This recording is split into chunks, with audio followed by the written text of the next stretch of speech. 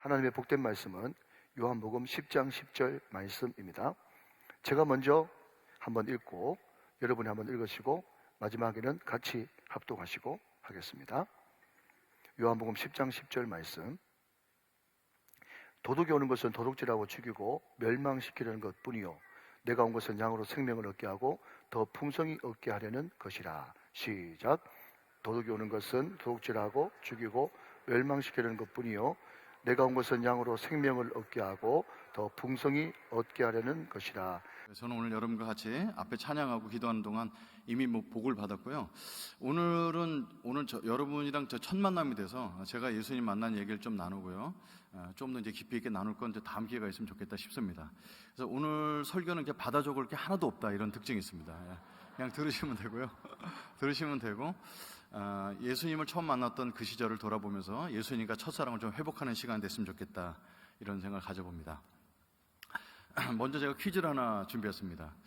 퀴즈는 제가 만든 것이 아니고요. 저희 막내딸이 중학교 1학년 때 저한테 냈던 퀴즈입니다. 제가 왜 딸한테 퀴즈를 듣게 되냐면 우리 애들이 이제 3살, 2살, 3개월 때 한국을 떠나서 중국 땅에 선교사로 가서 13년 만에 한국에 이제 들어오게 됐습니다. 만 13, 14년째 이제 들어오게 됐는데요. 제가 선교했던 지역이 중국 광저우라는 동네입니다. 거기 이제 광동성에 있는데 저는 이제 그 공대 출신이라서 중국말 하나도 못하고 선교사로 갔어요. 그랬더니 사람들이 평상시에 쓰는 말이 다르고 학교에서 쓰는 말이 다른 거예요. 그러니까 우리가 알고 있는 중국어, 보통화라고 얘기하는 중국어는 중국 전체 공통어였고요. 저희 동네는 광동어를 썼습니다. 그러니까 우리 애들이 학교를 가서 친구들이 쉬는 시간에 쓰는 말과 학교 선생님 쓰는 말과 그 집에 와서 한국말 쓰는 것과 그 외국 사람이 오면 또 영어로 대답해야 돼요. 이게 사기고를 한꺼번에 쓰니까 얼마나 힘들었겠어요.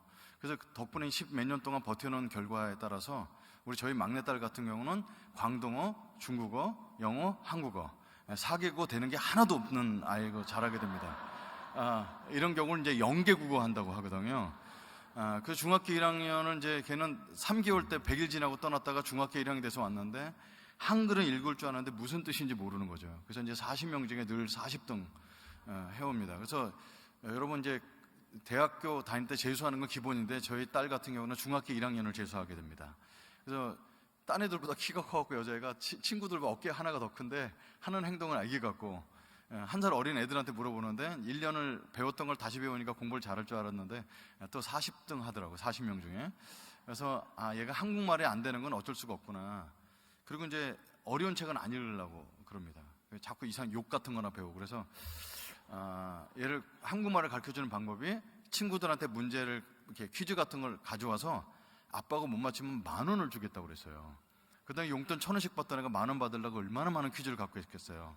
근데 너무 유치한 것만 갖고 오다가 어느 날 제가 못 맞추는 퀴즈를 갖고 왔습니다. 그 제가 여러분께 한번 내보겠습니다. 난센스 퀴즈입니다. 아빠, 한국에 왔더니 한국 사람들이 살기가 어려운 모양이야. 그렇지, 한국이 살기가 어렵지. 그 자살도 되게 많대. 그래서 오늘은 자살에 관한 퀴즈를 갖고 왔어.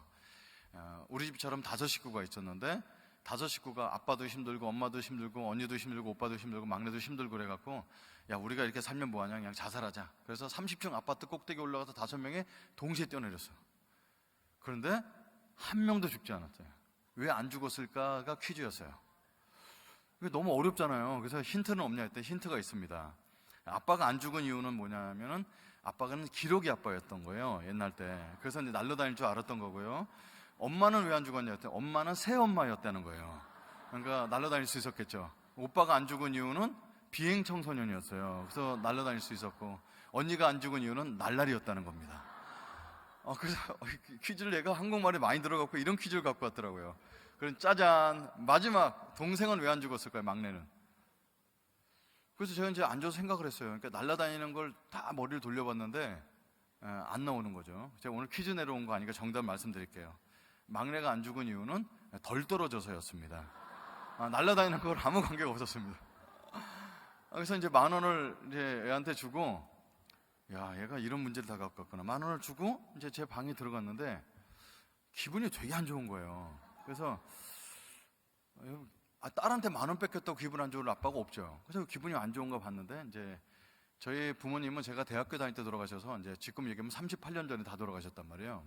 저는 5대 독자라서 친척도 없고, 그러니까 이렇게 혼자서 이제 그 대학교 다니면서 이제 혼자 생활을 하게 됐었는데, 어머니가 돌아가신 지 그렇게 오래됐는데 갑자기 어머니가 저한테 했던 말이 떠오르는 거죠. 저희 어머니는 눈만 떠서 제가 뭐만 했다면 이 덜 떨어진 놈의 새끼야, 이 덜 떨어진 놈아, 이 얘기를 너무 많이 하셨어요. 그러니까 그걸 어머니한테 덜 떨어졌다는 얘기를 그렇게 많이 듣고 자랐다가 이제 돌아가신 지 30년이 넘었는데 막내딸이 갖고 온 퀴즈 제목이 이제 정답이 덜 떨어진 사람이었다는 거죠.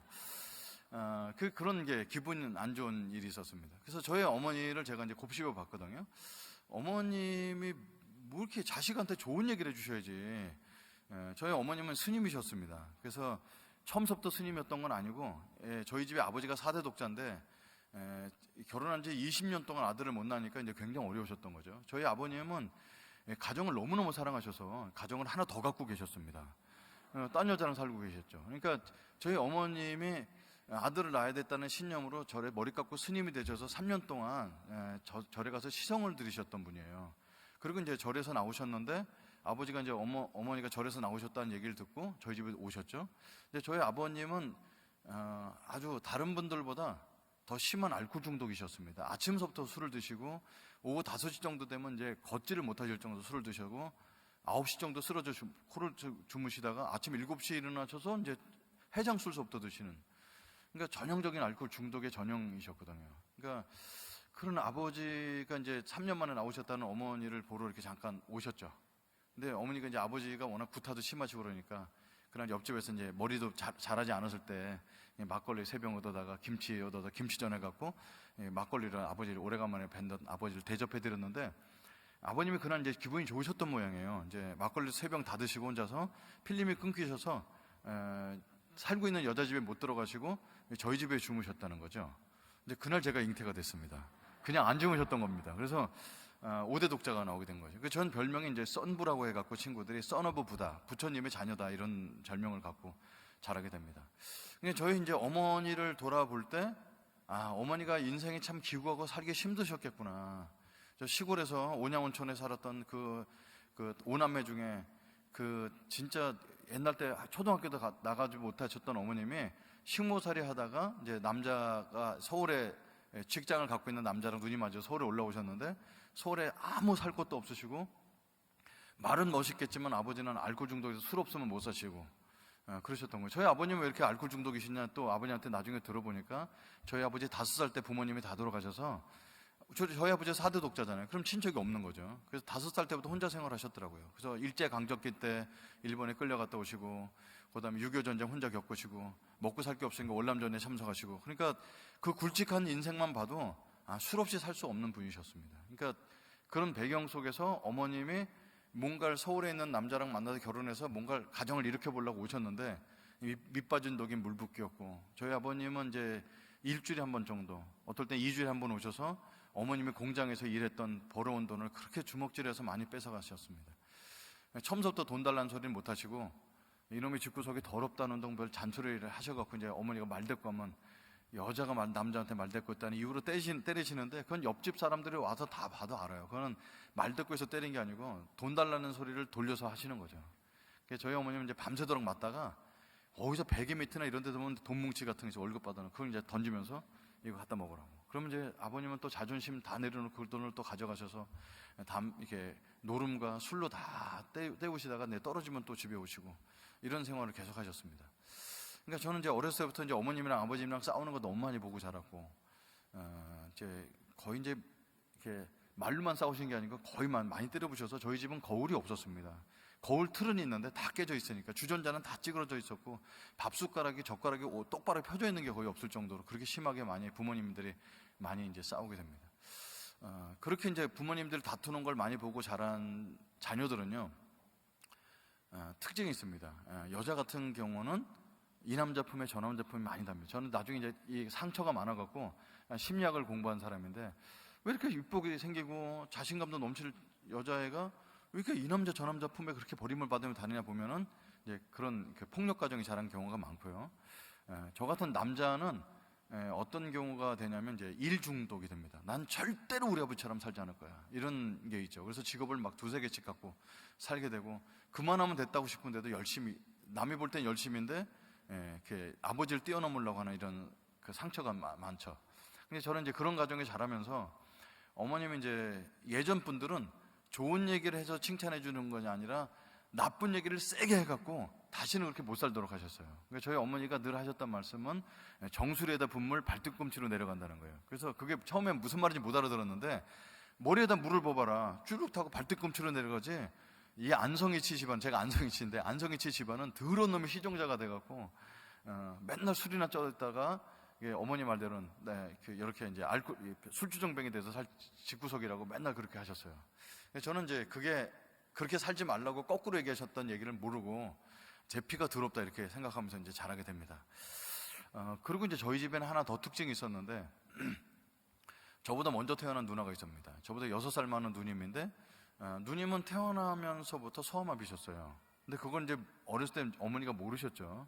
지금은 아기들한테 무슨 검사도 하고 다 하는데, 예전에 저희 어머니 새벽 4시에 나가서 밤 10시에 들어오신 분이, 초등학교도 이제 가지 않으신 분이 옛날 때 그런 뭘 아셨겠어요. 그러니까 이제 잘하는데 이제 하체가 좀 잘 발달 안 하는 애인가 보다 이렇게 생각을 했는데, 나중에 보니까 이제 하반신을 못 쓰는 소아마비셨고, 그 병을 고치러 병원 다니다가 뇌성마비까지 갖게 됩니다. 저희 누님은 26살 때까지 사셨는데, 소대변은 그냥 바지에 앉은 채로 싸고 이제 밥을 먹여줘야 먹고, 그렇게 사십니다. 그러니까 머리도 그 미발사에서 그분을 한 6개월 한번 채워갖고 머리를 이제 빡빡으로 밀어놓는 거죠. 여자인데도. 왜냐면 입양원 같은 데 갈 수가 없고, 그리고 머리 한번 깎으려면 온 집안이 난리칩니다. 그 바보 누나가 막 소리 지르고 하기 때문에. 자, 그럼 저는 이제 그런 집안에서 이제 자라게 됩니다. 그래서 어머님이 덜 떨어진 놈의 새끼야 이렇게 얘기하시면은, 난 진짜 덜 떨어졌다고 생각했습니다. 초등학교 2학년 때까지는 집에 오면은 방에 안 들어가요. 방 한 칸인데, 왜냐면 어머님이 공장에서 집에 오시면 밤 10시쯤 되는데, 이제 누나가 하루 종일 오줌 싸놓고 똥 싸는 거기 방에 제가 안 들어가거든요. 그럼 어머니가 그걸 이제 다 치우고, 그리고 이제 밥 차려 먹을 때 제가 들어가거든요. 그래봤자 냄새도 한참 나는 집이었지만, 어머니를 어떻게 하면 1시간이라도 또 주무실 수 있는 방법이 뭘까 생각한 게, 제가 초등학교 3학년 때 누나 똥을 치우는 것이었어요. 그래서 이제 어머니가 했던 걸 보여주냐고, 이제 하반신은 이렇게 얇아요. 걷지를 못하시는 분이니까 다리가 이렇게 꺾어져 계시고 상체만 이렇게 크신 분인데, 누나였는데, 그걸 이제 옷을 벗겨서 이제 똥을 치우는 게 굉장히 어려운 일이에요. 초등학교 3학년 때. 그 다음부터는 친구들이 제 몸에서 냄새가 나니까 짝꿍을 안 하려고 그러고, 그리고 뭐 옛날 때 자치기나 이렇게 야구 이런 거 하고 놀 때 제 손이 더럽다고 이제 그걸 막대기를 안 주는 겁니다. 그래서 어느 날서부터 이제 제 성격은 굉장히 극내향으로 되면서, 누나 똥을 치우고 밖에 나가 놀지 않고 벽 보고 눈물만 흘리고 있는 그런 아주 극내향적인 성격으로 이렇게 바뀌게 됩니다. 삶의 희망이 하나도 없었죠. 그리고 저희 동네는 저희 집만 아버지가 알코올 중독인 게 아니라 그 동네 사는 아버지들이 대부분 그랬어요. 여러분 이제 보면은, 전 본 적이 서울인데, 서울 지방에 가난한 것 같잖아요. 근데 진짜 가난한 사람들은 서울에 있어요. 남의 집 담벼락에 집을 붙여서 이렇게 산다든지, 공중 화장실 온 동네 사람이 3칸 있는데 거기 아침에 줄 서서 쓴다든지, 이제 그런 동네니까, 그런 동네 사시는 아버지들은 다 알코올 중독이시고 그분끼리 모여서 도박하시고 그러는 거거든요. 그런 이제 다른 사람들도 똑같이 가난하지만 저희 집에 이제 그런 바보 누나가 있어서 조금 더 불우했던 것 같아요. 그 동네 형들은 대학교를 가는 사람이 아무도 없고, 중학교나 고등학교 졸업하면 다 공장살이를 하게 됩니다. 저희 운명은 뭐냐면, 엄마가 조금 힘써주면 고등학교까지 가는 거고, 힘 안 써주고 야 돈이나 벌어라 그러면 이제 의무교육이 중학교로 끝나니까 이제 중학교 졸업하고 이제 공장을 가는 그런 운명이었습니다. 근데 이제 운명적인 만남을 갖게 됩니다. 우리 아랫집에 살던 형이었는데, 아랫집에 그런 형이 있는지도 잘 모르고 자랐었는데, 어느 날 밖에서 이제 똥파리나 잡고 이렇게 놀고 있다가 그 형을 만나게 됩니다. 근데 그 형이 네가 승재냐? 그래서 예. 그랬더니 나 아랫집에 사는 누구야? 이렇게 소개하시는 거예요. 그러더니 이제 너희 집의 아버지나 우리 아버지나 알코올 중독이고 뭐 우리가 기대할 게 있냐? 그럼 내가 너 동생 삼아줄게 이렇게 얘기하십니다. 그래서 그 형이 저한테 구세주 같았어요. 그러니까 아무 희망이 없고 친구들도 왕따 시키는데, 그 형이 오면 이제 저를 동생 삼아주셔서, 그 형이 이제 고등학생 되던데 저는 이제 중학생 올라갔는데, 그래서 이제 친하게 지내면서 이제 그 형이 저한테 남자의 세계를 알려줍니다. 그래서 아버지한테 배워야 될 거를 이제 그 형한테 배우게 되는 거죠. 그래서 제가 중학교 3학년 때부터 이제 담배를 배우게 됩니다.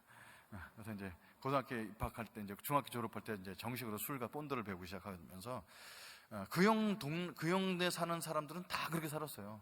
그러니까 중학교 3학년 되는 애들한테 담배를 왜 가르쳐주냐면 이제 집에 있는 담배를 가져오거나 길거리에 있는 꽁초 같은 거 주워오려고 이제 심부름 시키려고 그러는 거죠. 이제 그 형이랑 이렇게 맨날 앉아서 이게 포장마차에 버려준 술 병 같은 거 제가 몰래 이제 얻어다 갖다 놓으면 그 형이랑 같이 맨날 소주나 먹고 그러면서 인생을 허비하고 그렇게 살았어요. 근데 그 형이 이제 고등학교 3학년 되던 해, 2학년 겨울방학 때, 저도 이제 고등학교 1학년을 거의 마칠 때인데, 저희 집에 오셨어요. 그러더니, 가방을 들고 오셨어요. 그 형이 가방에 책 대신에 항상 술병을 넣고 다니셨거든요. 근데 그날은 가방에 책이 있더라고요. 되게 놀라운 일이었어요. 그래서, 승재야, 앞으로 넌 못 만날 거야. 그래서, 왜요? 어디 가요? 그랬더니, 나 이제 공부해. 그래서 제가 얼마나 웃었는지 모릅니다. 여러분, 대학 공부를 고3 때 시작하는 사람이 어디 있습니까? 그래서 왜 전문대라도 가려고 그랬더니, 그래도 뭐 해봐야지. 우리가 우리 아버지처럼 살 필요는 없지 않냐? 그래서 한 14개월 정도를 안 보이셨어요. 진짜, 뭐, 어디 독서실 가서 공부한다는 얘기를 들었는데, 골목에서 아무리 씻고 학교 갔다 와서 그 형 집에 가도 없는 거예요. 그래서 진짜 공부하나 보다 했어요. 그리고 나서 이제 옛날 때 연합고사, 학력고사라고 그랬죠. 그게 다 끝나고, 대학 합격자 발표도 다 끝나고 있는데 그 형이 이제 저희 집에 놀러 온 겁니다. 오더니 또 가방 들고 오셨죠. 그러더니 그 형이 책가방에서 책을 꺼내는 거예요. 근데 승재야, 너도 이 책 갖고 공부해봐라. 그래서 지금도 기억해. 홍성대 수학의 정석 1, 2 이렇게 해갖고 성문 종합영어 이렇게 대학교 가려면 공부하는 책이었어요. 그 책을 3권 꺼내놓더니 너도 공부해라. 그래서 왜 형이 책 필요 없어? 근데 종이를 한 장 딱 웃으면서 꺼내는데 한양대학교 전기공학과를 합격해서 오신 거예요. 여러분, 한양대 전기공학과는 고3 때 공부해서 갈 수 있는 대학이 아닙니다. 그래서 옆에 수능 볼 때 옆에 사람 누가 그거 베꼈나 보지? 막 이렇게 했는데 그 형이 컨닝한 게 아니라는 거예요. 그러더니 책에 이렇게 접어놓은 데가 있어요. 그 접어놓은 데를 이렇게 펴서 딱 보여주는데 피가 뚝뚝 떨어져야 돼요. 코피 흘릴 때마다 책으로 받았더라고요. 그래서 피 자국에다 동그라미 쳐갖고 날짜를 적어놨어요. 4월 달에 흘린 코피 쭉 넘겨서 7월 달에 흘린 코피, 이거 9월 달에 흘린 코피, 영어책 피더니 이건 10월 달에 흘린 코피. 코피 흘린 자족을 보여주고 책을 주면서 우리가 집에서 뭘 기대할 수 있겠냐. 우리가 우리 아버지처럼 살지 않으려면 대학 가야 돼. 그러면서 너도 1년에 4번만 코피를 쏟으면 대학 갈 수 있어. 그리고 이제 책을 물려주고 가셨어요. 그래서 책에 이제 막 어머니 오기 전까지 책에 저를 막 누르는 거예요. 저는 그 당시에 그래서 공부는 좀 했습니다. 한 60명 중에 5등, 6등은 했어요. 뒤에서. 그래서 55등, 56등 한 건데요. 그러니까 저처럼 책도 안 갖고 다니는 사람이 있는데 나보다 공부를 더 못하는 애가 있다는 게 너무 되게 신기했습니다. 근데 이제 어머니한테는 저는 이렇게 돈 달라는 소리를 해본 적이 없어요. 왜냐면 학용품 산다고 이제 엄마 학교에서 미술 준비에 크레용 사오래. 그러면 저희 어머니는 항상 쌍시옷으로 시작하세요. 이 썩을 놈아, 네 술주정뱅이가 다 술 갖다 퍼먹어갖고 우리가 돈이 어디서, 항상 이제 아버지를 빗대서 돈을 안 주시는 거죠. 그래서 제가 생활력이 얼마나 강했냐면 미술 들은 날은 그 전날 다른 반에 가서 청소를 합니다. 제가 미술 들은 반에 가서. 그럼 애들이 바보같이 위에는 남의 반에 가서 우리 반 청소한다고 그러는 저는 목적이 있죠. 그래서 애들이 미술 끝난 다음에 크레용이나 이런 쪼가리 버리고 가거든요. 그럼 그걸 몰래 청소하다가 주머니에 넣어 갖고 와서 다음날 친구한테 스케치북 한 장 얻어서 그림 그려서 내고 그랬어요. 그러니까 저희 어머니한테 돈을 달래본 적이 없죠. 근데 어머니, 이거 독서실은 혼자 공짜로 다닐 수가 없기 때문에 어머니한테 와갖고 엄마, 나 독서실 비용 좀 주세요. 그러면 야, 이 썩을 놈아 돈이 어디 있어? 이러면 이제 쓰레기통 버리고 공부 안 하면 되죠. 그래서 어머니가 올 때 기다렸어요. 제가 솔직히 독서실 간다고 공부한다고 대학 간다는 보장도 없고. 그래서 어머니가 오셨길래 이제 밥 먹은 다음에 할 말이 있다고 했더니 뭐? 또 그러시더라고요.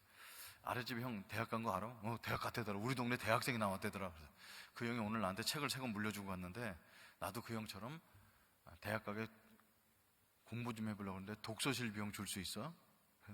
그럼 이제 밥 먹다 말고 야, 이 썩을려면 돈이 어디냐 이렇게 하실 게 뻔하죠. 그럼 이제 책 버리려고 생각했는데 태어나서 이제 처음 듣는 소리를 듣습니다. 어머니 입에서 얼만데, 이 소리를, 얼만데라는 소리를 태어나서 처음 들어봤습니다. 그래서 그 16,000원이야. 그 지금 얘기 한 30만 원쯤 되는 돈입니다. 근데 16,000원 주시더라고요. 그래서 이건 할 수 없이 공부하게 생긴 거죠. 저는 그래서 아무 독서실을 가지 않고 그 형이 다녔던 독서실에 그 형이 앉았던 13번 자리에 갔습니다. 왜냐하면 이제 풍수지리설을 믿었기 때문에 거기가 명당 자리일 것이다 생각을 해서 그 자리에 가서 앉아서 그 형이 입었던 옷을 얻어갖고 이제 어깨에 걸치고 기운을 받아가면서 그 형이 물려준 책 갖고 2년 동안 공부를 했습니다. 그래서 깨닫게 됩니다. 아, 나랑 IQ가 다르구나 이런 걸 깨닫게 됩니다. 한양대학교 전기공학과는 아무나 갈 수 있는 대학이 아니었어요.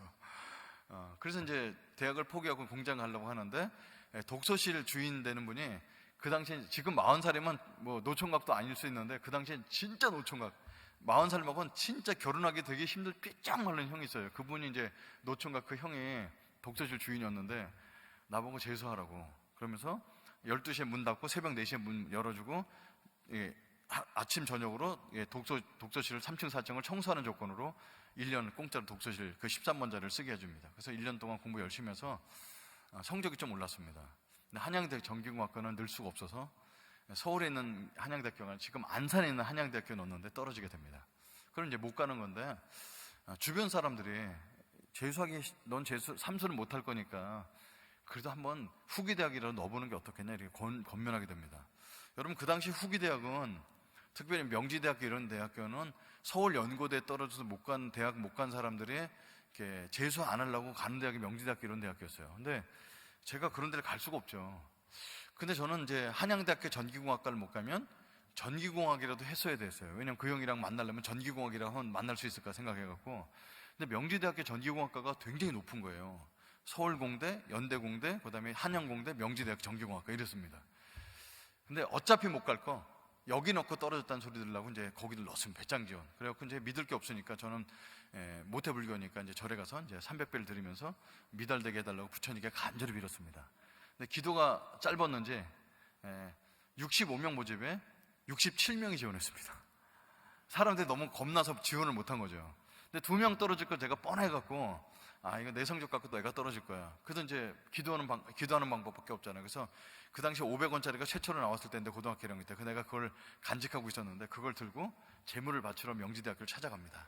그래서 이제 땅을 파고서 땅을 500원을 묻고 거기다 이제 3배를 드리면서 이 학교를 합격시켜주면은 부처님의 영광을 위해서 살겠다고 삶을 드립니다. 그리고 3일 뒤에 가서 합격자 명단에 제 이름이 있는 걸 발견하게 됩니다. 그래서 저는 이제 부처님의 능력으로 그래서 대학교를 가게 됩니다. 그래서 이제 학교 신입생 오리엔테이션을 갔는데 이렇게 체육관에다가 1,700명을 다 모아놓은 거예요. 그래서 전기공학과는 그 학교에서 가장 자랑스러운 학교니까 맨 앞자리에 앉아서 이렇게 쭉 이렇게 해놨는데 1,700명을 모아놨으니까 얼마나 이렇게 막 시끄럽고 막 깜깜하고 춥고 막 이런데 이제 총장님이 나와서 우리 인사하겠지 하고 총장님을 기다렸는데 총장님이 안 나오고요. 목사님이 나오는 겁니다.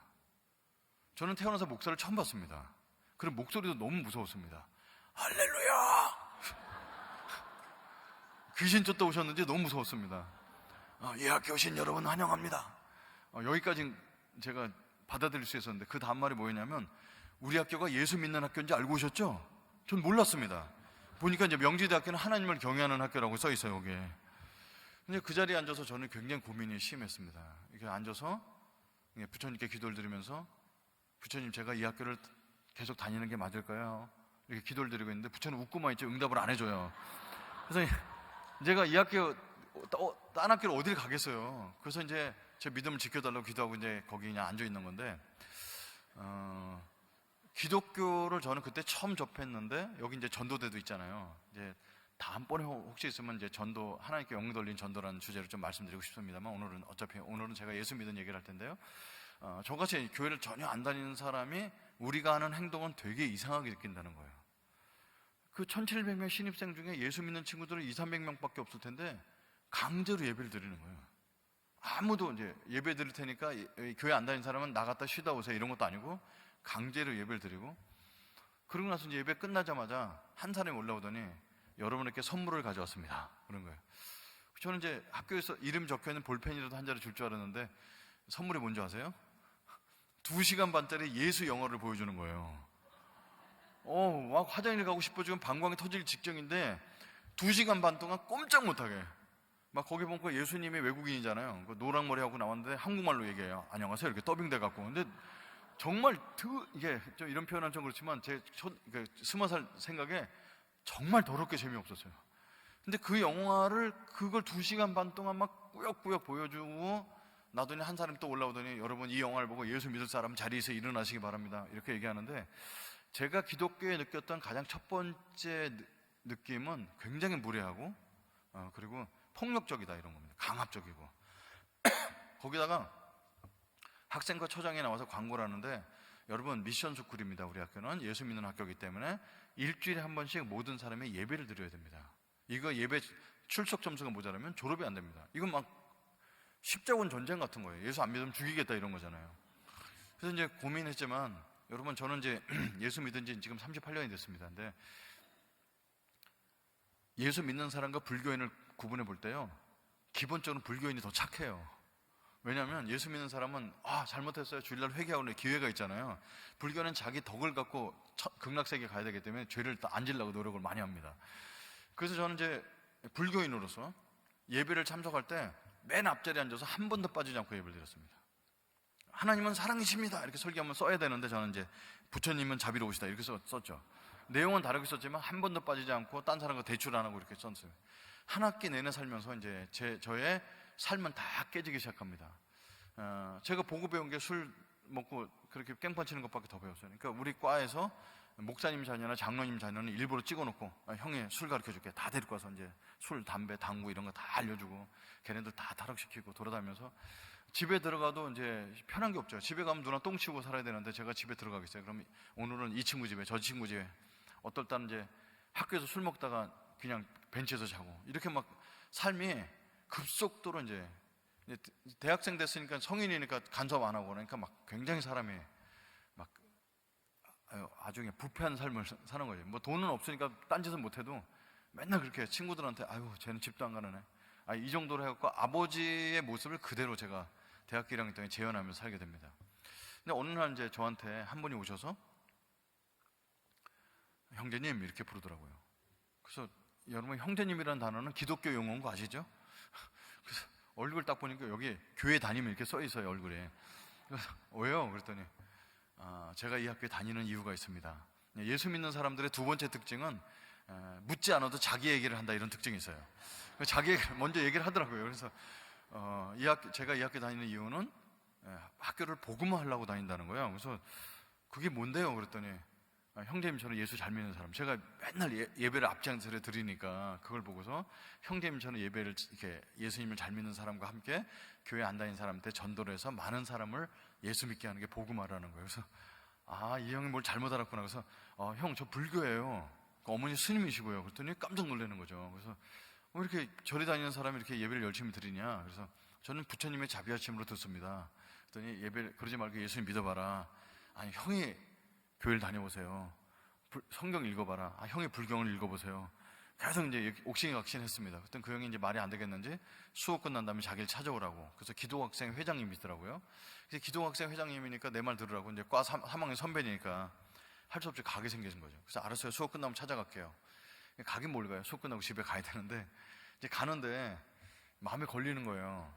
불교인하고 기독교하고 약속을 했는데 불교가 약속을 안 지키는 게 그게 너무 자존심 상하는 거죠. 그래서 이거 안 되겠다. 그래갖고 발걸음 돌려서 학생회관을 찾아갑니다. 여러분 명지대학교는 미션스쿨이다 보니까 기독동아리가 굉장히 많습니다. 학생회관 4층이 다 기독동아리예요. 여러분 이제 기독동아리 특징이 다 뭐냐면 이름이 영어라는 거예요. YWAM, IVF, CAM, CCC, 캠 이렇게 다 영어로 돼 있잖아요. 그러니까 저는 교회 안 다니까 그게 뭔지 모르는데 기독학생회를 한글로 기독학생회라 써놓고 나중에 보니까 스카라고 SCA라고 적어놨더라고요. 그러니까 못 찾아가죠 제가. 근데 CCC만 되게 착해요. 그 밑에 한국대학생 선교회라고 한국말로 해석을 해놨어요. 맨 뒤에 두 글자가 교회잖아요. 선교회니까. 그래서 이름이 긴 교회인가 보다. 그래서 이제 거기를 두들기게 됩니다. 잘못 찾아가는 건데 두들겼더니 얘 들어오세요. 그래서 문을 열었는데 남자 3명하고 여자 1명이 기타 치면 놀고 있어요. 그래서 내가 이러이러한 사람 찾으러 왔는데 여기 안 계신가 보네요. 그랬더니 자기네들끼리 잘못 찾아온 것 같은데. 그랬더니 그런 사람 없지만 잘 오셨습니다. 그래서 저를 끌어앉혀놓고 그냥 주의 사랑으로 환영합니다 이렇게 하는 거예요. 그러니까 진짜 무지막지하죠. 여기 잠깐 앉으시겠어요? 저희들 노래 불러도 될까요? 이런 얘기 안 합니다. 막 주의 사랑으로 환영합니다. 3명이 막 손 내밀고 저한테 이거 이제 뭘 하는 건지 사람들 황당하죠. 이제 3명 손 내밀고 있으니까 저도 이제 손 내밀고 노래 끝날 때까지 이제 기다렸어요. 기다렸는데 기타 치던 형이 똑똑한 거죠. 교회 안 다니시죠? 그러더라고. 어떻게 하셨어요? 그랬더니 이 노래를 모른다는 것은 교회를 안 다닌다는 뜻입니다. 혹시 사형리에 대해서 들어보셨어요? 아니, 안 들어봤는데요? 아, 그렇죠? 그러더니 하나님은 당신을 사랑하시며 하면서 사형리를 계속 읽어주는 거죠. 저한테 제가 읽어드려도 될까요? 라고 묻지 않았습니다. 너는 무식하니까 들어야 된다. 기독교는 그렇게 강압적이고 막 단도직입적인 게 많습니다. 근데 제가 이제 그 내용에 들어오겠어요. 그게 하나도 안 들어오죠.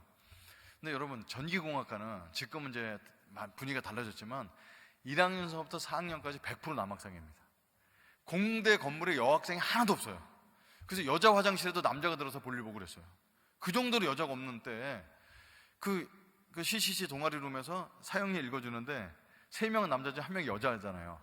온 신경이 거기 가 있는 거죠. 그래서 이제 거기 이제 쳐다볼 수는 없고 용기는 없으니까 밑을 쳐다보고 있는데 신발을 신어요. 지금도 이게 발목까지 있는 하얀색 운동화, 리복 운동화를 신었어요. 내가 이제 나이트클럽에서 만난 아가씨들은 치마에다가 구두를 예쁘게 신었는데 얘는 운동화를 신었네, 이 아가씨는. 근데 바지도 펑퍼짐한 게 세련되지도 않았죠. 그리고 이제 손이 보이는데 손이 아무것도 안 칠했어요. 내가 그동안 만났던 아가씨들은 알록달록한데, 야, 이렇게 손도 아무것도 안 칠했네. 이러고 이제 그렇게까지만 얼굴을 가면 못 보고 있는데, 이 기도문이 당신의 마음에 드십니까? 이렇게 묻는 거예요. 그래서 가만히 있었어요. 그랬더니 이건 꼭 대답하셔야 돼요. 반을 보니까 예수님을 영접하는 이런 기도죠. 이 기도문이 마음에 드십니까? 질문하더라고요. 근데 대답 안 하고 있는데 여학생 목소리가 들리는 겁니다. 형제님, 웬만하면 예수 믿으세요. 그래서 용기를 내서 고개를 들어서 그 여학생을 봤는데요. 지금도 그 인상이 잊혀지지 않습니다. 머리는 그 할머니들이 쓰시는 참빗으로 빗었는지 올백으로 쫙 돼서 머리카락 하나 나온 게 없고요.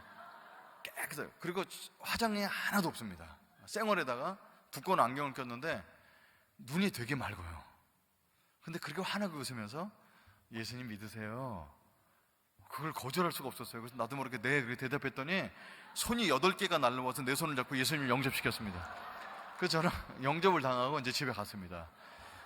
그래서 예수 믿었으면 얼마나 하면 좋겠어요. 그렇다고 예수 믿는 건 아니고 그냥 또 그날도 가서 동창회 가서 술이 이제 떡이 되도록 먹고 이제 집에 들어가고 이랬는데, 금요일 날 수업 끝나고 집에 가려고 그러는데 저한테 사형리를 읽어주신 국문과 선배님, 저희 공대 건물에 국문과가 올 일이 없거든요. 저희 인문학과에 있어야 되는 사람이 우리 공대 건물 앞에 서 있는 거예요. 그래서 형 여기 왜 오셨어요? 그랬더니 아이고 잘 만났어요. 지난주에 예수님 영접했잖아요. 요번 주부터 성경 공부를 해야 돼요. 그러는 거예요. 그래서 나 그런 거 안 해도 되는데 그랬더니 꼭 하셔야 된다고. 먼저 밥 먹읍시다. 그리고 밥을 사주더라고요. 그래서 이제 밥 얻어먹고 성경 공부 이제 밥 먹은 값을 해야죠. 성경 공부 1시간 하고 이제 갔어요. 그래서 혹시 이 사람 다음 주에 기다릴까봐 수업 끝나자마자 막 나가는데 벌써 와 기다리고 계세요. 밥 먹읍시다.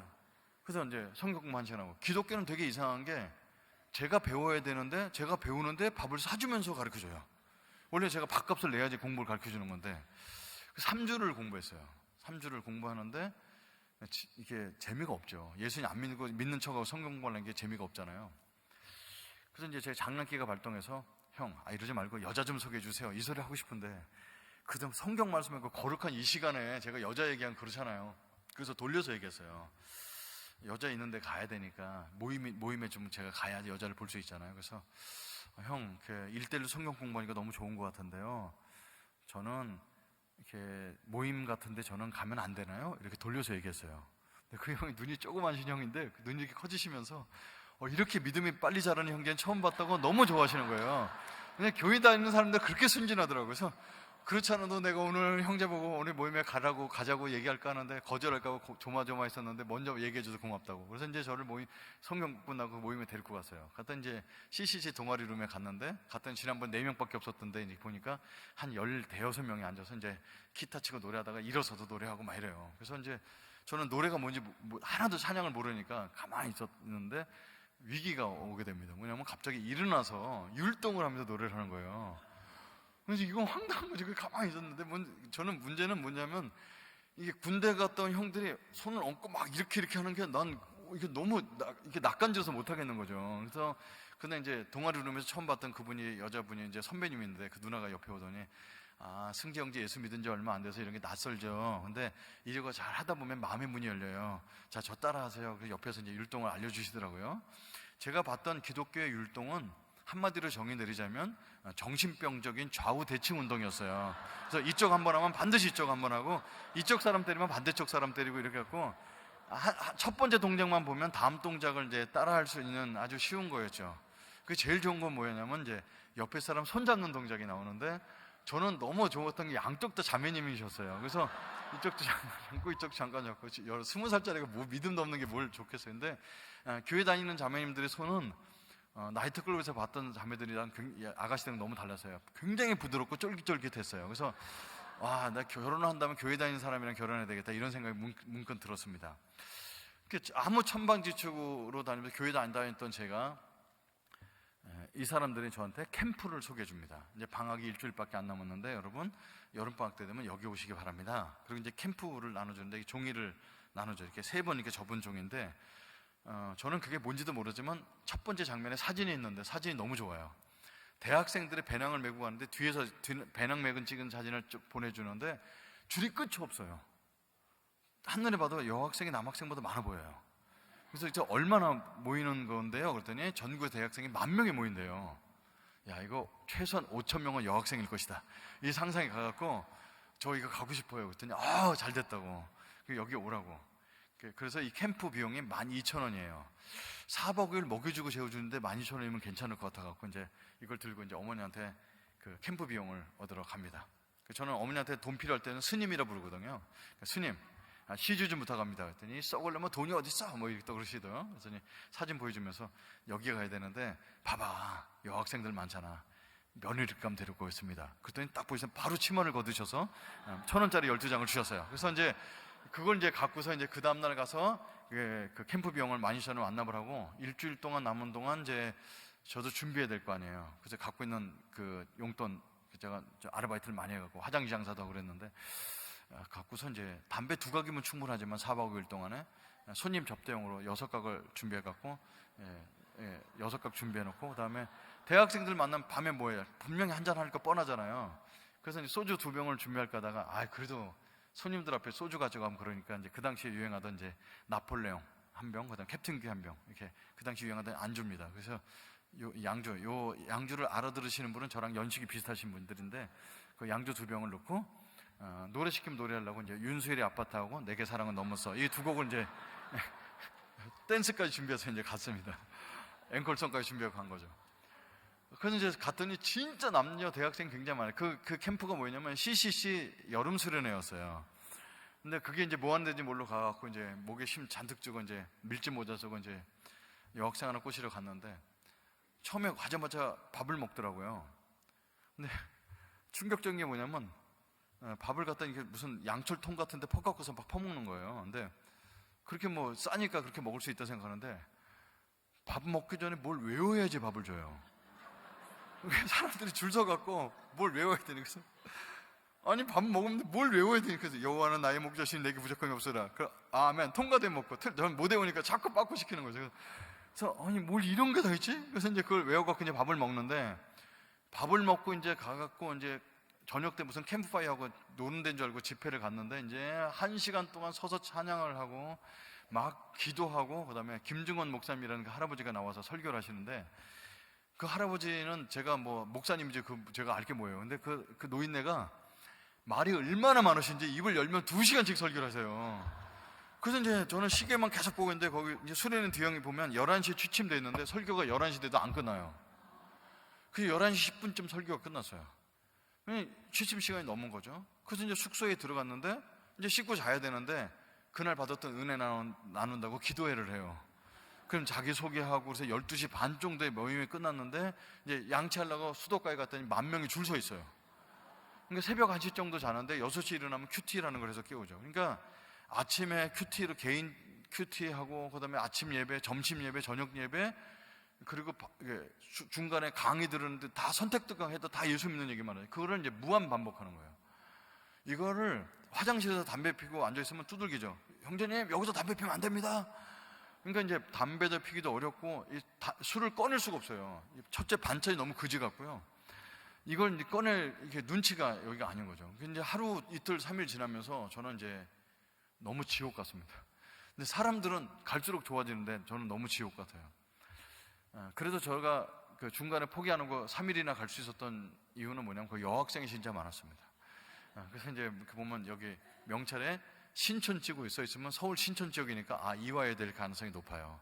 근데 그 옆에 가서 이제 손도 잡으면서 율동도 나누고, 그다음에 저녁 맛있게 드셨어요? 그럼 네, 맛있게 먹었어요. 어느 동네 사세요? 면목동에 살아요. 나 신당동에 사는데 가까운 데 사네요. 혹시 전화번호는 뭐예요? 그럼 물어보면 그런 건 묻는 거 아니에요. 이렇게 많이 깨지고 이제 그래서 여학생 초사 다니는데 근데 이제 뭐 어떨 때 정념이가 떨어지냐면 아까 여러분처럼 기도할 때 설교 다 들은 다음에 다 같이 기도하겠습니다. 그럼 사람들이 쥐야 하고 기도하는데 여학생 얼굴 봤는데 막 오만상을 찍으면서 침을 막 튀고면서 기도하는 거죠. 얘는 아니구나. 그래갖고 이제 근데 거기는 여학생들이 다 그렇게 3일 동안 찾아다녔던 모든 여자들은 다 그렇게 기도를 했어요. 그래서 나랑 안 맞겠다 싶어 갖고 있었는데 이제 셋째 날 끝나고 아침에 일어나서 가방을 쌌습니다. 그랬더니 왜 가방을 싸냐고. 저 오늘 집에 가려고 합니다. 그랬더니 수련회는 내일 끝나는데 그랬더니 저 오늘 가려고요. 그랬더니 왜 안 맞아? 그랬더니 저랑 안 맞아요. 그래서 가방을 열어서 이제 술병 2개를 보여줬어요. 이건 마실 시간도 없고. 그랬더니 이걸 왜 갖고 왔냐. 그랬더니 저는 한 잔 할 줄 알았어요. 근데 그렇게 힘들면 갈 수밖에 없겠구나 하고 가는 걸 허락을 해줬어요. 저를 끝까지 앉아보셔서 좀 서운했는데 뭐 이제 어차피 저는 있을 사람이 가방 싸고 이제 나가는데 가방 싸는 동안 그 형이 옆에서 계속 붙들고 있어요. 이게 순장님이거든요. 이게 계속 지켜보고 있는 거예요. 근데 이게 강의실에서 우리가 자고 있었는데 강의실 나가려는데 저를 팔뚝을 딱 잡더니 승재 형제 가긴 가는데 부탁이 있어요. 그 굉장히 심각하게 얘기하더라고요. 그래서 무슨 부탁인데요? 했더니 가긴 가는데 저희들이 기도해 드려도 될까요? 이러는 거예요. 기도하세요. 그 뭐 어렵다고. 근데 이 형이 혼자 기도해 줄 줄 알았더니요. 근데 우리 숙소에 20명이 같이 자고 있는데 거기다 광고를 하는 거예요. 여러분 승재 형제가 오늘 수련의 마지막 날인데 참지 못하고 간다고 합니다. 이 형제를 위해서 기도할 분은 앞으로 나와주시기 바랍니다. 그랬더니 20명이 다 나오는 거 있죠.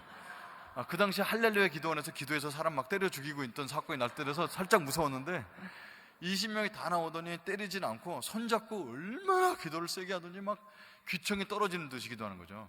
여러분 부처님은 귀가 크세요. 그래서 속으로 기도해도 다 들으시거든요. 근데 하나님은 막 소리를 질러야 되는 보청기가 필요하신 분인지 막 기도하는 거죠. 저는 이제 눈 뜨고 계속 있었는데 이제 한 사람이 내 손잡고 있는 형이 기도를 마무리하면 되잖아요. 근데 이 형이 승재 형제 오른쪽서부터 돌아가면서 기도하겠습니다 그런 거죠. 이제 기도가 길어지게 생겼어요. 근데 이제 기독교는요 몰상식 하다는 거예요. 왜 몰상식 할까요? 저는 집에 가도록 허락을 받았어요. 그래서 집에 가기로 한 형제를 위해서 기도합시다. 그럼 저한테 뭐 어떻게 기도해 줘야 되냐면 집에 안전하게 잘 가고 버스도 잘 타고 갈 수 있도록 기도해 줘죠. 근데 이 사람들이 뭐라고 기도하냐면 지금이라도 마음 고쳐먹고 남겨달라고 기도하는 거예요. 아니 그건 나한테 얘기해야지. 승기 형제 집에 가세요. 하나님 남게 해주세요 기도하는 거지. 그러니까 기독교는 소통이 안 되는구나. 근데 사람들이 20명이 말은 다른데 다 그 기도를 하는 거죠. 그래서 이런 사람들이 참 신기한 사람들이다 이러고 있었는데 이제 제 왼쪽에 손잡고 있는 형이 마무리 기도 한번 가면 되는데 이 형이 기도를 안 해요. 그래서 왜 안 하나 이렇게 쓱 봤는데 눈물을 막 뚝뚝뚝뚝 흘리고 있는 거죠. 여러분 제가 그때 20살이었어요. 예수 믿는 사람이 믿지 않는 저를 위해서 눈물을 기도해주면 제가 어떤 느낌이 들었을 것 같아요? 감동이야. 막 저는 내 입에서 나온 소리는 이 병신 왜 울어? 이 소리가 나왔어요. 이게 왜 그러냐면 이제 이렇게 사람이 울 수 있죠. 부모님이 돌아가시거나 실현 당했거나 울 수 있죠. 내가 집에 가는데 지가 왜 울어요? 그러니까 근데 저희 어머님이 이게 학력이 없으시고 이제 책도 읽어보신 게 별로 없으신 분인데 불교인으로서 저한테 늘 당부하셨던 게 있어요. 승재야, 우리가 아버지 술주정뱅이고 누나 하나 있는 거 병신이고 이렇게 찢어지게 가난하게 살아도 우리가 인간된 도리로서 살면서 절대로 남의 가슴에 못을 박아서 남의 눈에 눈물 나게 하면 안 돼. 남의 눈에 눈물 나면 네 눈에 피눈물 난단다. 이게 우리 어머니의 유일한 가르침이 주셨어요. 근데 이 사람 내가 때린 것도 아닌데 울고 있잖아요. 그래서 이제 고민이 돼갖고 울고 있는 형한테 울지 마요. 남 오면 될 거 아니에요. 그랬더니 20명이 주님께 영광백수 돌리면서 너무 좋아하는 거 있죠. 근데 이 사람들이 뭐라는 줄 알아요? 지네들끼리 주님께서 응답하셨대요. 응답 내가 해줬어요. 근데 주께서 응답하셨다는 거죠. 그러니까 기독교는 우리는 전도 열심히 한다고 하는데 예수 안 믿는 사람이 볼 때는 이렇게 황당하다는 게 느끼는 거죠. 그래서 저는 이제 하루 남기로 하면서 이제 저는 19연초 불로장생입니다. 이제 예수 밥 먹자마자 담배를 펴야지 장수한다는 걸 믿는 사람이고, 그래서 밥 먹고 담배 피는 거 허락해 주시고, 밥 먹기 전에 뭐 외우는 거 안 해게 좀 해주시고, 예배는 내가 알아서 갈게요. 그랬더니 아우 마음대로 하라고. 대신에 내일 예배 마치고 내일 오늘 저녁 집회 마치고 내일 갈 때 같이 가자고. 그래서 저는 이제 사람들 요절 외울 때 저 혼자 밥 먹고, 그 사람들 양치하러 왔을 때 저는 화장실에 도넛이나 만들고 이렇게 막 놀리고 있어요. 그러니까 얼마나 천덕꾸럽게 사람들이 저를 보는 사람마다 다 기도를 했을 것 같아요. 낮 시간에는 이렇게 더우니까 전주대학교에서 수련을 가졌는데 산에 올라가면 시원하잖아요. 그래서 시냇물에 발 담그고 이제 송사리나 발로 차고 이렇게 시간을 때우고 예배 안 들어가지 않았는데, 저녁 때가 되니까 이제 문제가 돼요. 밤 8시쯤 되니까요. 사람들 다 예배 드리러 갔는데 그 아스팔트 광장에 앉아서 예배 드리는데 찬양 소리 들리는데 저는 숙소에 혼자 있잖아요. 근데 깜깜해요. 8시간 해가 다 져서 불을 켰는데 불이 안 들어와요. 깜깜하니까 이게 이 전기를 다 내려놓고 가갖고, 그래서 혼자 가만히 있다가 혼자 있으니까 무서워서 찬양하는 데 가기 싫어요. 노래를 모르니까. 그럼 설교하는데 뒷좌석에 이렇게 가만히 앉았다가 시간 때우다 설교 끝나면 이제 들어오면 되겠다. 그래갖고 이제 설교 시간 맞춰서 뒤쪽 찬양 거의 끝날 때쯤 뒤에 가서 사람 막 대표 기도하고 올 때 뒤에 가서 이제 앉았어요. 10,000명이 쫙 앉아있죠. 여러분 옛날 땐 조명이 없었어요. 그러니까 설교하는 사람 위에만 조명이 있었고 뒤는 깜깜하거든요. 그러니까 뒤에 앉았으니까 뭐 옆에 사람 얼굴도 잘 안 보일 정도로 깜깜한데 그냥 앉아서 이제 딴짓 하다가 이제 1시간 반 정도 설교 듣고 이제 숙소 들어가 내일 가면 되는데, 그냥 앉아서 아무 생각 없는데, 자, 김중원 목사님 나와서 설교하시겠습니다. 그래서 김중원 목사님 나오셨어요. 평상시에 조용조용 하시던 분이 그날 올라오시자마자 완전히 다른 톤으로 말씀하시는데, 제가 예배를 강제적으로 9번 정도 드렸거든요. 설교를 하나도 기억이 안 나요. 한쪽 귀로 듣고 한쪽 귀로 흘리고 아무것도 기억이 안 나는데, 그날 밤 설교는 그날 귀에 들리기 시작하는 겁니다. 지금도 기억합니다. 모든 사람은 죄인입니다. 모든 사람은 죄인입니다. 죄의 값은 사망입니다. 아무리 예쁜 미스 코리아를 할지라도 예쁜 죄인일 뿐입니다. 아무리 똑똑한 박사를 할지라도 똑똑한 죄인일 뿐입니다. 성자일수록 참회롭습니다. 왜냐하면 우리 양심이 우리가 죄인인 것을 얘기해 주기 때문입니다. 21세기 과학이 발달했다고 천국과 지옥이 없다고요? 천국과 지옥은 분명히 있습니다. 과학자들이 하나님께 돌아오고 있습니다. 생물학자들이 하나님께 돌아오고 있습니다. 학문의 끝에 가면 하나님을 만나게 되어 있습니다. 왜냐하면 우리 양심이 우리 인간이 죄인인 것을 고발하기 때문입니다. 이런 얘기였어요. 지금 아주 귀에 쟁쟁한 톤입니다. 나랑 아무 관계가 없는 얘기였거든. 근데 이제 귀에 들어오는 거죠. 그냥 아무 관계가 없다. 이제 설교 교회에서 얘기하는 죄의 얘기인가 보다 하고 이제 혼자 있었는데, 이제 여기서 이제 뭐가 이렇게 올라오기 시작합니다. 여러분, 사람은요 믿음이라는 걸 하나님께서 선물로 주세요. 예배 가운데 저는 예배를 9번이나 드렸지만 하나도 하나님과 관계가 없는 사람이죠. 근데 내가 그날 밤에 예수님을 만나게 돼서 왜 만나게 됐을까를 돌아봤어요. 몇 년 지난 다음에. 논리적으로 제가 예수님 믿을 수 있는 사람이 아닌데, 근데 믿음은 로마서 10장 17절에 그리스도의 말씀을 들음에서 되거든요. 저는 이제 성경 공부 꾸역꾸역 앉아 있었죠. 설교를 9번이나 겨우 들지. 그리고 많은 사람들이 예수 믿은 간증을 하는데 다 앉아서는 저거 거짓말 이러면서 들었는데, 다 지나가도 조금씩 의심 섞인 믿음이 남는 거죠. 그게 이제 저 사람이 저렇게까지 저렇게 얘기했네. 거짓말도 한계가 있지. 어떻게 저렇게 똑같하게 거짓말을 할 수 있지? 하면서 이제 의심이 잔뜩 섞인 그리스도의 말씀 때문에 생긴 아주 겨자씨의 100만 문제 1밖에 안 되는 그 의심 섞인 그런 믿음이 있는 거예요. 근데 성령께서 그 믿음을 터치하게 되면 믿음이 우리 안에서 내적으로 작용하는 게 있습니다. 여러분, 믿음이 성령의 조명을 받았을 때 우리 안에 일어나는 작용이 어떤 게 있을까요? 아, 믿음이 있으면 내가 목사가 돼야지, 선교사가 돼야지, 막 이런 나올 것 같잖아요. 여러분, 제가 지금까지 목회를 30년 하면서 받았던 것은 뭐냐면, 믿음이 우리한테 하는 가장 강력한 작용은 뭐냐면 우리가 죄인인 걸 알려줍니다. 그날 밤에 저는 아무것도 교회 다닌 적 없지만 그냥 성경 뭐 꾸역꾸역 한 정도밖에 없고 수많은 사람이 전도했던 수많은 얘기를 그냥 듣고 흘려보냈는데, 그 겨자씨만한 거기에 성령께서 모든 사람은 죄인입니다. 죄의 값은 사망입니다. 천국과 지옥은 분명히 있습니다 외치는 소리가 너무 크게 들리는 거죠. 그러고 나서는 나는 죄라고 별로 짓지 않았다고 생각하는데 다 묻어놨던 죄, 아무도 모르는 죄, 완전 범죄. 내 속에 내가 입을 열지 않으면 세상에 아무도 모를 죄가, 그게 이제 여기서 올라오기 시작합니다. 아버지랑 어머니랑 너무 많이 싸우셔갖고 저는 아버지가 집에 오시면은 저는 부엌에 들어갑니다. 엄마 아빠는 방에서 실컷 싸우시다 가르치라고. 싸움을 말리진 않거든. 그래서 저는 방에서 이제 숙제를 하고 있는데 청소년 때 이제 아버지에 대한 미움이 커지면서 아버지라 부르지 않고 맨날 그 새끼라고, 그 새끼 오기만 해봐라, 맨날 이런 소리를 했는데 막 칼 들고 휘두르는 상상을 많이 했지만 아버지가 오시면 못하죠. 그게 아버지니까. 그래서 이제 고등학교 1학년 때쯤 됐는데 이제 아버지가 또 이제 돈 얻으러 오셨어요. 이제 안심이에요. 왜냐하면 엄마는 점점 강해지고 아버지는 알코올 중독이니까 빼쩍 말라서 힘을 못 쓰시죠. 그러다 술까지 드시면 엄마를 때리지를 못해요. 그러니까 엄마가 이제 잡아갖고 아버지 휘둘면 막 휘둘리시거든요. 그러니까 이제 엄마를 때리지도 못할 정도의 연약해지신 아버지인데, 그러니까 이제 저는 부엌에서 숙제하고 있는데 엄마를 때리다가 안 되시니까 나오셔서 이제 화장실 옆에 있는 부삽을 들고 와서 이제 부답으로 어머니를 찍으시는 거지. 그러니까 창호제 피가 확 튀는 거면서 어머니가 한 번도 저보고 이게 부부싸움 할 때 말려달라고 요청하신 적이 없는데 그날 밤은 승재야 엄마 죽는다 이렇게 소리 지르는 거예요. 이게 도움을 요청하셨어요. 여기 이제 청소년 혹시 계시면 잘 들으세요. 인생은 한 방이에요. 어떤 게 한 방이냐, 태어났더니 부모님이 부자거나 아니면 내가 똑똑한 재능이 있거나 그럼 한 방이 될 수 있죠. 로또가 당첨되거나. 근데 그런 한 방도 있지만 욱하는 성질을 못 잡으면 그 인생이 한 방입니다. 저는 그날 마음속으로 수십 번 봤던 그 칼을 들고 이제 방에 들어갑니다. 이제 끝내고 싶어서. 이제 아버지는 부삽 들고 있고 나는 칼 들고 이제 맞짱을 뜨는 거예요. 근데 여러분, 술 취한 사람 아버지 배에 칼 꽂는 건 간단하게 금방 끝낼 수 있는데 어머니가 저한테 달려들더니 칼을 뺏으시면서 그 피 흘리는 얼굴로 승재야 내가 왜 이러고 살겠냐, 병신 누나 보고 살겠냐, 알코올 중독자 보고 살겠냐, 너 하나라도 그냥 정상적으로 살라고 이렇게 맞아가면서 이혼 안 하고 살고 있는데 네가 오늘 사고 치면 되겠냐 하면서 칼을 이렇게 뺏으시려고 하시는 거예요.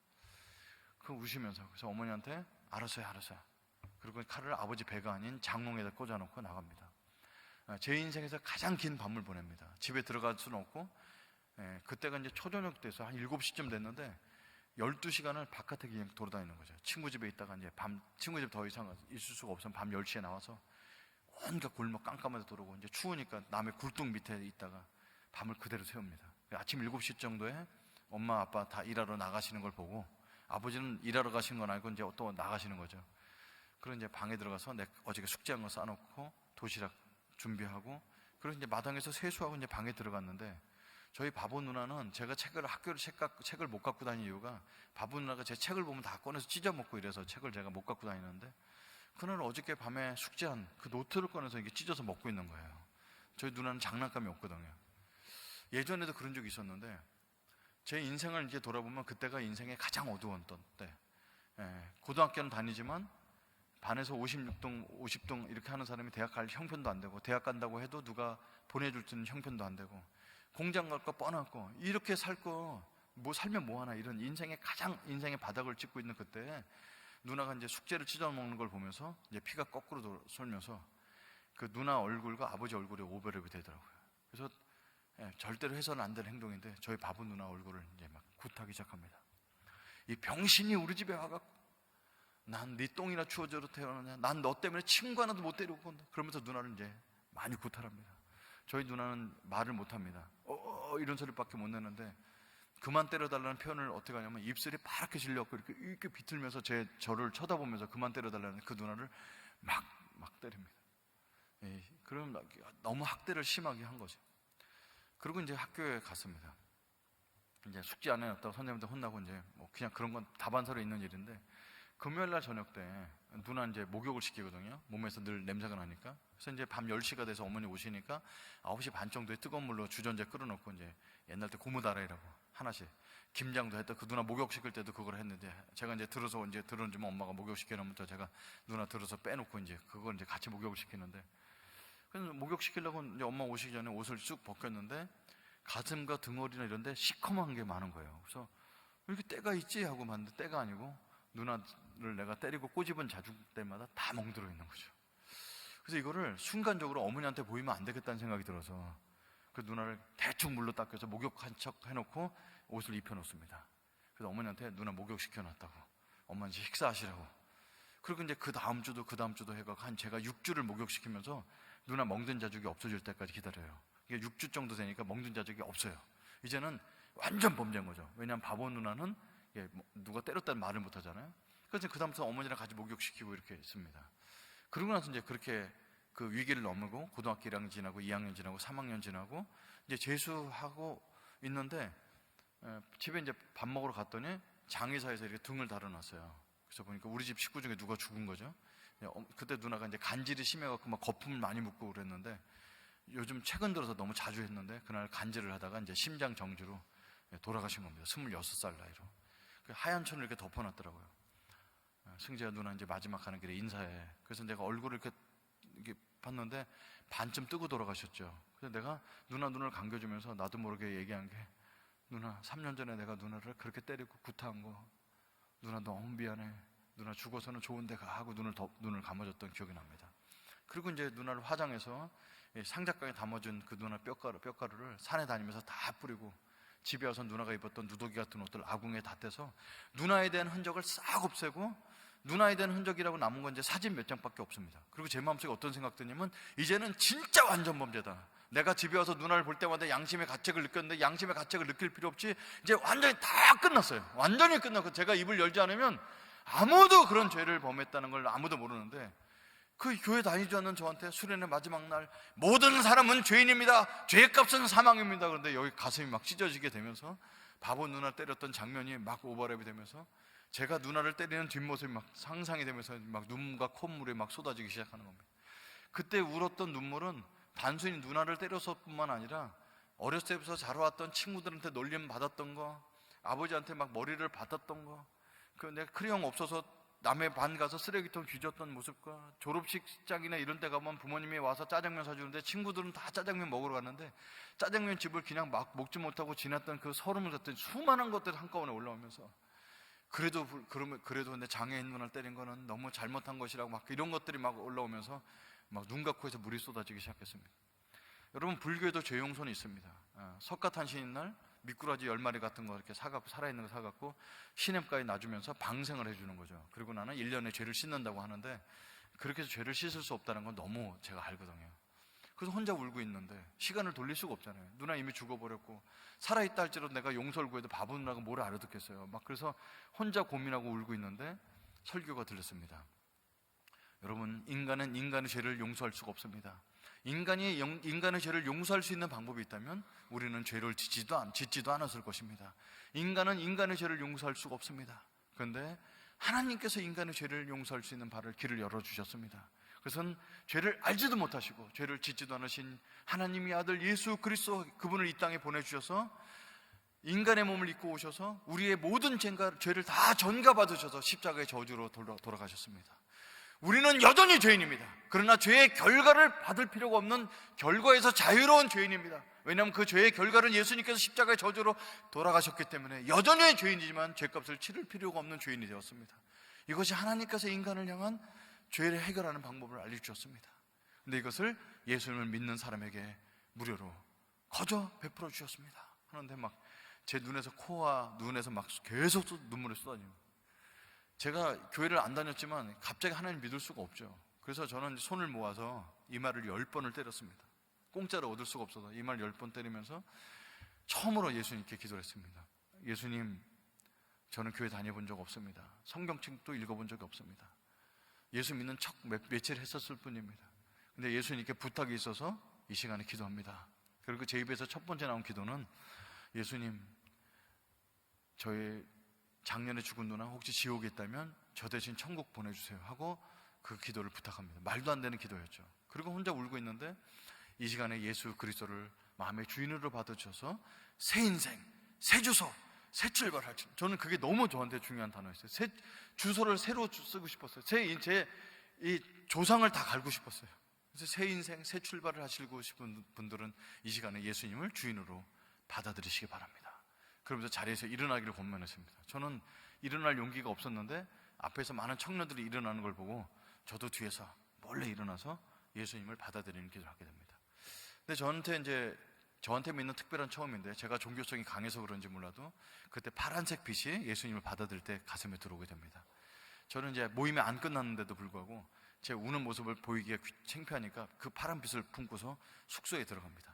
이제 벽보고 이렇게 자고 있었는데 사람들이 그러더래요. 승재 형제 들어왔네? 그러더라고. 승재 형제 하나님께서 기도 응답하신 것 같아. 아까 예수 믿는다고 일어나더라고. 그걸 또 누가 보는 거예요. 봤던 모양이에요. 그래서 기독교의 네 번째 특징 뒷담화를 한참. 그래서 저는 이제 벽보고 계속 자고 있었어요. 그랬더니 사람들을 저를 위해서 기도하고 막 찬송하고 늦게 잤는데 저는 먼저 잠들었습니다. 아침에 눈 떴는데요, 새벽 5시예요. 딴 사람 계속 자고 있죠. 근데 누워만 있게 그래갖고 일어나서 이제 바깥을 나갔어요. 근데 그 전날 저녁에 천둥 번개가 어마어마하게 쳤거든요. 그래서 막 비가 한참 내렸고 막 그랬는데 아침에 해가 뜬 거 보니까 비가 그친 거예요. 그래서 그냥 나갔어요. 슬리퍼 신고 이렇게 나갔는데 제일 먼저 눈앞에 들어온 것이 비가 와서 땅에 젖은 땅바닥에 아스팔트가 쫙 있는데 거기 물이 고여 있잖아요. 그게 아침 햇살에 반짝반짝 거리는데 그 아스팔트 검정 색깔이 너무너무 예쁜 거예요. 그래서 아스팔트를 못 밟겠는 거지. 너무 예뻐갖고. 그래서 쭈그리고 앉아 아스팔트 이렇게 만지면서 아스팔트 너무 이렇게 예쁘냐. 그 아스팔트를 만지면 이렇게 예쁘냐. 아스팔트 못 밟겠더래. 흑진주를 쫙 가르는 것 같아. 너무 예뻐갖고. 그리고 아스팔트 만지도 일어나서 이제 고개를 들었는데 나뭇 이파리에서 물이 똑똑 떨어지는 것과 반짝거리는 것이 너무 영롱했어요. 세상에 그렇게 아름답고 깨끗한 아침을 처음 보게 됩니다. 그래서 이제 바람이 불었는데 가지가 이렇게 흔들리는데 어저께 내가 예수 믿은 거를 그렇게 춤추더래요. 온 나무가 막 춤추고 난리 났어요. 그래서 너무 이런 아침을 보게 되는 거죠. 그래서 막 학교를 돌아다니면서 나무를 만지고 물 만지고 막 이렇게 해서 아주 제가 예수 믿은 지 막 6시간, 7시간밖에 안 될 때니까 그렇게 세상이 깨끗해 보이더라고요. 그러고 나서 어저께 하루 종일 송사리에서 발로 찬 게 생각이 나갖고 그 사과하러 산에 올라갔습니다.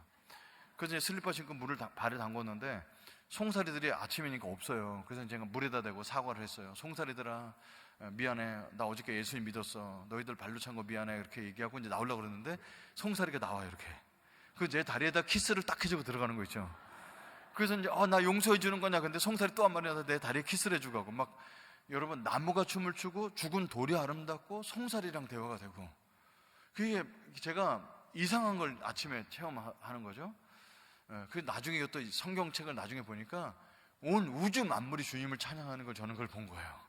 그래서 이제 숙소에 들어가는데 마음속에 한 사람의 얼굴이 떠오르죠. 불쌍하게 사셨던 우리 어머니 얼굴이 떠오르는 게 아니라 죽이고 싶었던 우리 아버지 얼굴이 떠오르는 거죠. 그리고 우리 아버지가 그런 삶을 살 수밖에 없었던 건 우리 아버지도 불쌍한 사람이다. 그리고 우리 아버지는 자기한테 덤빌 수 있고 대들 수 있는 여자를 때렸지만 나는 아무로 자기를 방어할 수 없는 진짜 장애인을 사람들 앞에 얘기하기 부끄러운 일을 그 일을 저지른 사람이기 때문에 아버지가 저는 인간 쓰레기, 인간 말종 중에 말종이라고 했는데 나는 인간 쓰레기랑 비교할 수 없는 쓰레기 중에 쓰레기라는 생각을 아침에 하게 됩니다. 그래서 아버지를 용서한다는 말을 감히 하지 못하고 서울에 올라가면 아버지랑 식사 한번 해야 되겠다는 것을 마음을 먹습니다. 그게 이제 아버지를 용서하는 첫걸음이었다고 생각합니다. 그래서 숙소에 들어갔는데 사람들이 일어났더라고요. 그랬더니 저보다 키가 큰 형이 이제 오시더니 성경책 없으시지? 어제 예수 믿는 거 봤어요. 그러면서 신약 성경책을 주는 거예요. 그래서 앞에서부터 읽으면 딱딱하니까 요한복음부터 읽어보세요. 그러더라고요. 그래서 이제 저는 성경을 모르는데 쭉 넘기고 요한복음이 나와서 1장 이렇게 읽는 거예요. 소설책 읽듯이.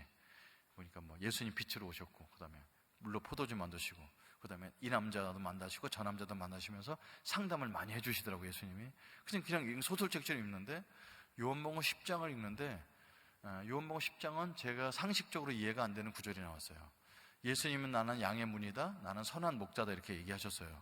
그럼 제가 아무리 공대 출신이지만 예수님의 양의 목자라고 얘기한 거는 사람을 양이라고 보는구나 이렇게 알고 있는데 거기 모든 제목이 나오냐면 나는 양을 위해서 목숨을 버리노라, 나는 양을 위해서 목숨을 버리노라, 나는 나의 생명을 버릴 권세도 있고 취할 권세도 있나니 나는 양을 위해서 목숨을 버리노라 이렇게 얘기하는 거예요. 이게 상식적으로 안 맞는 거죠. 양을 왜 키우냐면 양의 털과 젖과 고기를 위해서 키우는 거지 왜 목자가 양을 위해서 왜 죽지? 그래서 다시 이해가 안 돼서 요한복음 10장을 다시 읽는데 요한복음 10장 10절 오늘 구절이죠. 도둑이 오는 것은 도둑질하고 죽이고 멸망시키는 것뿐이요 내가 온 것은 양으로 생명을 얻게 한다는데 생명이라는 글자가 굉장히 뚜렷하게 보이면서 내 가슴에 이게 이해가 되는 거지. 내가 어저께 예수님 믿었는데 이게 내 속에 생명이라는 거나. 그래서 돌도 아름다워 보이고 비온 날 아침 너무 깨끗하고 죽이고 싶었던 아버지를 만나서 식사할 수 있는 용기가 생기고 막 이런 것이 생명이라는 걸 알게 됐습니다. 여러분, 예수님이 이 땅에 왜 오셨을까요? 우리를 헌신시켜서 무슨 전도대 만들라고요? 아니요. 예수님이 이 땅에 왜 오셨냐면 우리에게 생명을 주시려고 오셨습니다. 근데 그 생명이 차고 넘치고 너무 좋으니까 이 생명을 나눠준 게 전도죠. 그죠? 그게 베이스가 있다는 거예요. 예수님은 이 땅에 우리에게 생명을 주시려고 오셨다는 겁니다. 그래서 생명을 주실 뿐만 아니라 내가 온 곳은 양으로 생명을 얻게 하고 더 풍성히 얻게 하랍니다. 예수님은 우리에게 또 풍성한 삶을 주십니다. 여러분, 생명은 모든 사람에게 똑같이 주셨죠. 이걸 아주 쉽게 얘기하면 예수 믿고 천국 가는 거라고 얘기할 수 있고, 예수님과 동행하면서 생명을 날마다 맛보는 것이라고 할 수 있습니다. 근데 풍성한 삶은, 제가 경험한 풍성한 삶은, 여기 한 300명 정도 이렇게 앉아 계시면 모든 사람이 다 풍성한 삶에 그게 느끼는 게 다르다는 거예요. 건강이 너무 안 좋은 사람은 건강 좀 회복됐으면 좋겠습니다. 당뇨병 때문에 당뇨가 다 죽으신 분은 소원이 뭐냐고 그랬더니 가족들과 함께 그냥 흰 쌀밥 한 그릇 먹어보는 게 소원이라는 거예요. 우리 늘 같이 밥 먹는 그 밥 못 먹는 게 그 사람은 풍성한 삶이고, 어떤 사람은 부모와 자식 가는 게 막 결별된 관계인데 관계가 회복되는 게 풍성한 삶이라는 거예요. 저한테 풍성한 삶은 뭐였을까요? 저는 그렇게 찢어지게 가난하게 사는데 부자로 살고 싶은 욕심이 그렇게 없었어요. 저한테 그 부자로 살고 싶은 꿈도 못 꾼 거죠. 저한테 풍성한 삶은 뭐냐면 행복한 가정을 갖는 게 전 풍성한 삶이 있었어요. 그래서 그 행복한 가정도 뭐냐면 가족끼리 같이 모여서 밥 먹는 거. 우리 아버지는 딴 여자랑 밥 먹지. 제가 밥 먹는 동안 엄마는 바보 누나 밥 먹이고 있지. 밥 내가 다 먹으면 혼자 남은 반찬 다 써서 혼자 드시지. 그러니까 식구들이 모여서 밥을 먹는 그런 영화 장면, 드라마 장면 보면 저는 그게 너무 부러웠습니다. 그래서 하나님께 기도했습니다. 하나님, 저는 딴 거 다 필요 없고, 하나님, 저는 행복한 가정을 갈 수 있도록 결혼을 허락해 주세요. 근데 저 같은 사람들 누가 결혼을 하려고 올까요? 집도 이 모양이고, 그런 집에 막 이런 생각을 가졌어요. 그래서 저는 이제 동아리 룸에서 처음에 만났던 그 누나한테 가서 상담을 합니다. 누나, 나는 예수 믿었는데 딴 건 다 모르고 행복한 가정을 한번 가지는 거예요. 그 누나한테 부탁이 있어요. 뭐 부탁이 뭔데? 그래서 자매님 한 명만 소개해 주세요. 계속 그랬더니 그 누나가 CCC는 연애하는 곳이 아니야. 그래서 그러지 말고 꼭 한 명만 소개해 주세요. 지금부터 내가 빨리 이런 걸 준비해야 빨리 결혼할 수 있어요. 그랬더니 누나가 기도해 볼게. 그래서 난 됐구나 이렇게 집에 갔는데, 나중에 알고 봤더니 기독교 용어로 기도해 볼게는 안 된다는 뜻이었어요. 소개를 안 해주시더라고. 그래서 누나 밥 사줘 가면서 계속 소개해달라고 그랬더니 위에 이제 선배님들끼리 무슨 약속을 했나 봐요. 그래서 저를 미팅을 시켜주셨어요. 저랑 동갑자리 자매를 소개해줬는데, 그 자매는 어머니가 전도사님이고 아버지가 기독교 잡지 편집국장인 거예요. 믿음이 좋은 집이잖아요. 이 자매가 왜 나왔겠어요? 저를 믿음으로 끌어올려 주려고 이제 나왔는데요. 남자 여자라는 웃겨요. 이렇게 저를 성경 공부해 준다가 몇 번 만났는데, 어느 날 보니까 이 자매가 저한테 호감이 있는 것 같아서 나중에 제가 고백을 했는데 그 자매도 저를 좋아한다는 걸 알게 됐어요. 그래서 7개월 동안 아주 뜨겁게 사랑을 나눴습니다. 근데 이 자매는 저보다 더 사랑하는 게 있었어요. 그건 뭐냐면 미국 유학 가는 거예요. 그래서 맨날 토플 점수 얼마 나왔다, 영어 점수 얼마 나왔다 맨날 그러더니 어느 날 저한테, 승재 형제, 나 미국에 2대학에 합격했는데 공부하러 가야 될 것 같아. 나 유학 갔다 오는 동안 나 기다려줄 수 있지? 그래서 그럼 기다려야지 그랬어요. 근데 공부는 얼마나 할 건데? 그랬더니 짧으면 7년, 길면 10년 한대요. 그래서 이런 거 기다리면 안 되죠. 그래서 덕수궁을 2바퀴 돌고서 그 자매를 집으로 보내줬습니다. 학교를 갔는데요, 그 자매가 없으니까요 살맛이 안 나요. 제가 어깨에 이렇게 처져 보였던 모양이에요. 이렇게 다녔더니 그 누나가 부르더라고요. 사내 자식이 그 여자친구 하나 미국 갔다고, 그게 뭐냐 그랬더니 너무 맥이 없는 것 같아서 한 명 더 준비했어. 그리고 한 명 더 소개해줬어요. 근데 이 자매는 집이 너무 부자예요. 그래서 학교 올 때 그랜저 타고 오는 거예요. 그 당시 그랜저가 굉장히 귀할 때인데 안 맞죠. 그래서 3개월 사귀고 헤어지게 됐습니다. 이제 저는 대학교 졸업하고 뭘 했냐면 CCG 간사를 했습니다. 맨날 대학생 전도하고 설교하고 맨날 이런 거 하는데, 그 누나가 이제 계속 사람을 소개해주다가 이제 총신대에 다니는 자매 전도사를 소개해줬어요. 막 둘이 만났는데 저는 사역자지, 거기도 사역자들이니까 막 너무 좋은 거예요. 그래서 오늘 이제 꿈 얘기를 했어요. 나는 중국 선교사가 되는 게 꿈이라고 했더니 이 자매는 자기 선교 못한대요. 아니, 사역자가 선교를 못하는 게 어딨냐. 그랬더니 나는 자기는 그건 못한다. 그래서 기도해보라고 해서 기도원 가서 내가 하나님의 배우자가 준비해준 배우자인지를 알아본다고 월요일날 아침 첫 기서부터 금요일날 저녁 때까지 5일 동안 단식을 했어요. 금식 기도를 15끼를 금식하고 나온 거예요. 딱 나오는데 얼굴이 환해갖고 나왔습니다. 하나님께 응답하셨다고. 그래서 뭐라고 응답하셨냐고 그랬더니 하나님께서 형제는 아니라고 말씀하셨다는 거예요. 저는 한 번도 자매를 차본 적이 없습니다. 자상이 약한 사람이 못 차거든요. 그래서 이제 안 되겠다 싶었는데 그 누나가 이제 저한테 편지를 보내었어요. 졸업하셨으니까 저를 계속 자매들을 이제 소개를 주셨는데 사역자가 세 가지를 조심해야 된다. 돈과 권력과 여자 문제. 근데 승재 형제는 권력도 그렇고 돈도 별로 사랑하지 않는 것 같은데 여자를 너무 밝히는 게 문제다. 그래서 그게 나는 늘 고민이다. 근데 더 이상 소개해줄 자매가 없는데 어떻게 했으면 좋겠냐. 그러면서 뒤에 조그맣게 혹시 나는 어때? 이렇게 써오셨어요. 그래서 제가 그 편지 들고 찾아갔죠. 그래서 맨날 저를 이렇게 지도해주는 그 누나가 되게 이제 저를 맨눈으로 쳐다보지 못하는 거죠. 그랬더니 혹시 저 좋아하세요? 그랬더니 고개를 끄덕끄덕 거리더라고요. 그래서 지금 그 누나랑 결혼해서 32년째 살고 있습니다. 아니 제가 예수 믿었을 때 박수를 치셔야지 결혼했을 때 치시면 어떻게? 그래서 저는 보통 결혼하면 제 과거를 숨겨야 되잖아요. 저는 숨길 필요가 없어요. 왜냐하면 모든 원인을 그분이 제공해 주시기 때문에 저는 숨길 필요가 없습니다. 그래서 그 누나는 이제 만나서 결혼했는데 그 누나는 이제 4대째 믿는 집안에다가 장로님 딸이잖아요. 근데 여러분 결혼하자마자 행복했을 것 같았어요. 저는 뭐 싸울 일이 뭐 있겠어요. 그런데 이제 부딪히기 시작하는 겁니다.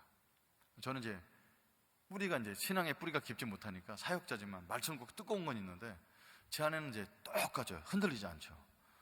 그래서 저는 전세 사기를 당해갖고 만삭된 아내를 데리고 집을 쫓겨나게 되는데 저는 이게 그런 위기가 오잖아요. 이게 모태신앙과 그 뜨거운 사람 그 차이가 있어요. 뜨거운 사람은 주님을 위해서 생명을 드릴 것 같은데 모태신앙은 안 그래요. 똑같은데 위기가 오면 모태신앙은 초연해지면서 주님 앞에 엎드려 기도해요. 근데 저는 제가 할 일을 찾아요. 난 그 집에 가서 사람을 죽이고 싶더라고요. 그런데 그것 때문에 이제 부딪히기 시작하고 막 화를 내고 그러는데 여러분 결혼한 다음에도 제가 쓰고 있는 용어가 있어요. 그건 모국어라고 얘기하거든요. 모국어는 뭐냐면 우리 부모님끼리 서로 사용했던 언어, 그리고 부모님이 나한테 해줬던 언어. 이게 저는 사람들한테 친절하게 얘기하는데 가장 편한 사람한테 그 용어가 나오는 거예요. 저희 아버님은 집에 오셔서 가끔 세수를 하실 때 수건 좀 갖다 주세요 이렇게 안 하십니다. 이놈의 집구석에는 수건 한 장 없어! 이렇게 소리 지르는 거예요. 그럼 수건을 갖다 주시거든요. 근데 제가 신혼부부에 이제 그 지하에 11평에 살고 있는데 그래서 화장실은 수세식 화장실에서 이제 세수한 다음에 이렇게 열었는데 수건이 없어요. 얼굴에 물이 뚝뚝 떨어지잖아요. 근데 제가 뭐라는 줄 알아요? 이놈의 집구석에 수건 하나 주면 안 되는데 이 소리를 하더라고 제가. 그게 편할 때가 나오는 거죠. 그러니까 제 아내가 수건을 갖고 오면서 조금 전에 뭐라고 그러셨어요? 그래서 이놈의 집구석엔 수건 한 장 없다. 그렇게 얘기하는 게 다시 한번 예쁘게 말씀해 보세요. 그래서 수건 한 장 갖다 주세요. 그럼 그렇게 얘기하셔야죠. 그럼 이제 말을 하나씩 고쳐주는. 어느 날 이제 싸우는데 여러분 부부 싸움 해보셨잖아요. 싸울 게 아니에요 그게. 그래서 저 혼자 흥분해서 막 언성이 높아지는 거죠. 아내가 대화가 안 되네요. 오늘 저 먼저 잘게요. 그리고 자요. 근데 싸우다 말고 자는 사람 이 사람 진짜 자요. 그래서 이제 혼자 화를 내고 있다가 옆에 저도 자죠. 근데 아침에 일어나면 흥분이 가라앉으면서 싸울 일이 아닌 것 같고 싸웠구나. 그래서 이제 아내한테 여보 내가 어저께 이렇게 화를 낸 걸 미안해요. 내가 잘못했어요. 그럼 그때 입을 열면서 잘못한 거 아셨어요? 그럼 뭘 잘못해온지 10가지 써오세요. 그럼 이제 전지 10가지 써갖고 와서 검사를 많이 받았고 그렇습니다. 지금은 이제 그렇지 않습니다. 신혼 초에 5, 6년 동안 그렇게 살면서 많이 맞춰가는 기간을 보내게 됩니다.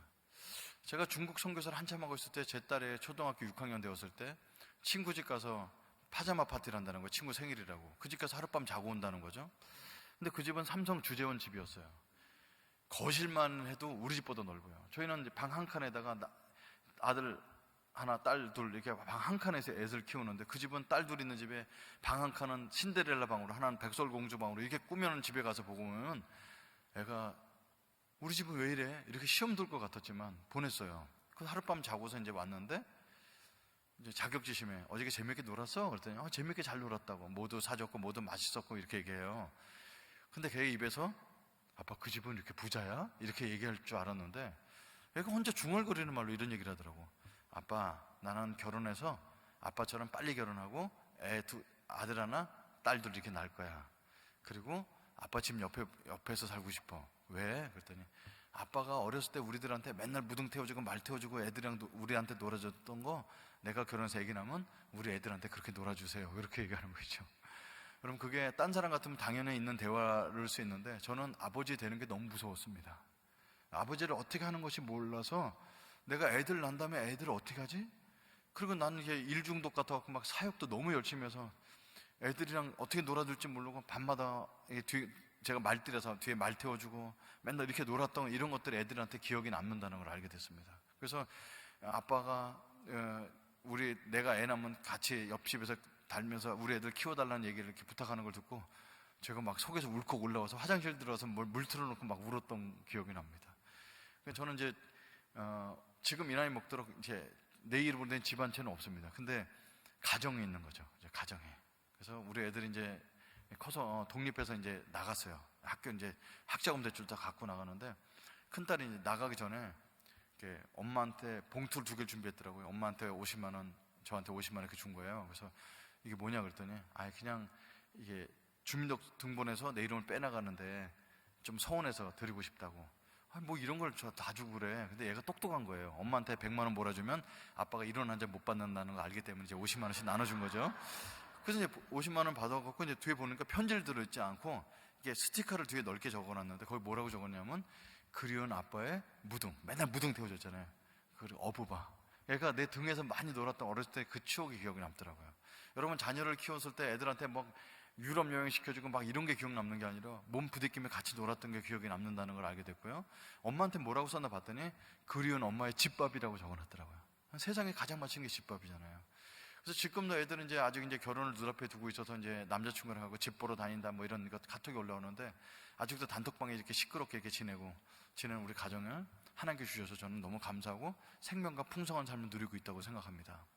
근데 저한테 이제 풍성한 삶은 또 어떤 부분이 있냐면 시간이 지났는데 5분만 더 할게요. 여러분이 너무 잘 들어주셔서 말이 길어졌고 5분만 더 하겠습니다. 풍성한 삶이 뭐냐면 아까 얘기했지만 모태신앙들은 흔들리지 않는데 저처럼 늦게 믿은 사람은 이렇게 큰 어려움을 당할 때 하나님께 기도하기보다 내가 해결하려는 게 있어요. 그래서 저는 그 대학교 1학년 때 만났던 그 체험이 혹시 내가 그날 획가닥해서 믿은 거 아니야? 이런 의심이 들 때가 있더라고요. 그래서 하나님이 살아계심을 늘 보여달라고 기도를 했는데 제 인생에서는 간증이 너무너무 많습니다. 이게 부모님으로부터 기도를 받고 자라지 못한 사람에 대해서 하나님 특별히 저를 케어를 많이 해주셨다는 생각 드는데 저는 이제 중국의 사역자로 13년 동안 일하다가 전화를 받습니다. 한국에서. 한국이 들어와서 죽어가는 한국 캠퍼스를 살려라.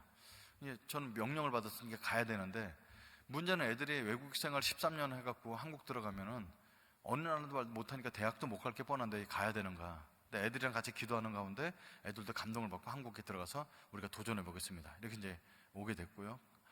근데 이제 저한테 가장 큰 부담은 뭐냐면 CCC라는 선교단체는 자기 생활비를 모금해야 될 뿐만 아니라 책임자는 1년에 들어가는 사역비를 모금해야 되는 거예요. 근데 이게 1년에 자기 생활비 말고 3천만 원 정도를 모금해야 되는데 이거를 갖다 이제 중국 제자한테 리더십을 물려주면 중국 제자는 저보다 젊고 중국말 훨씬 잘하잖아요. 사역하는데 문제는 안 되는데 자기 생활비 10만 원을 모금 못하는 친구들이 3천만 원을 어떻게 모금해요? 그래서 하나님께 기도를 했어요.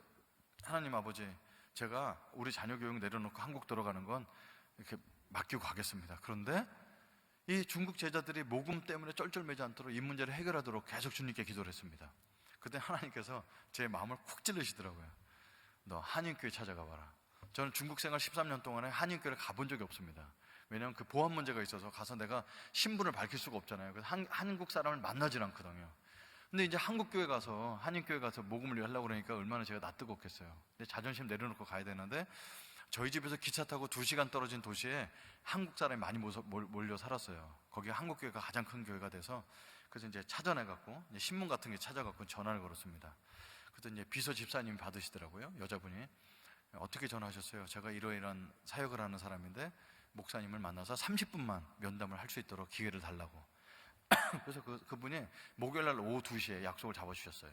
그래서 저는 컴퓨터에다가 제 사역하는 거 다 담아갖고 이제 설교할 때 보여주려고 이제 준비해갖고 금식기도 하면서 기차를 타고 2시간 동안 가갖고 이제 택시 타고 이제 교회를 찾아갔습니다. 중국에 있는 한인교회는 이런 건물이 있는 게 아니라 공장 같은 데 있기 때문에 잘 못 찾습니다.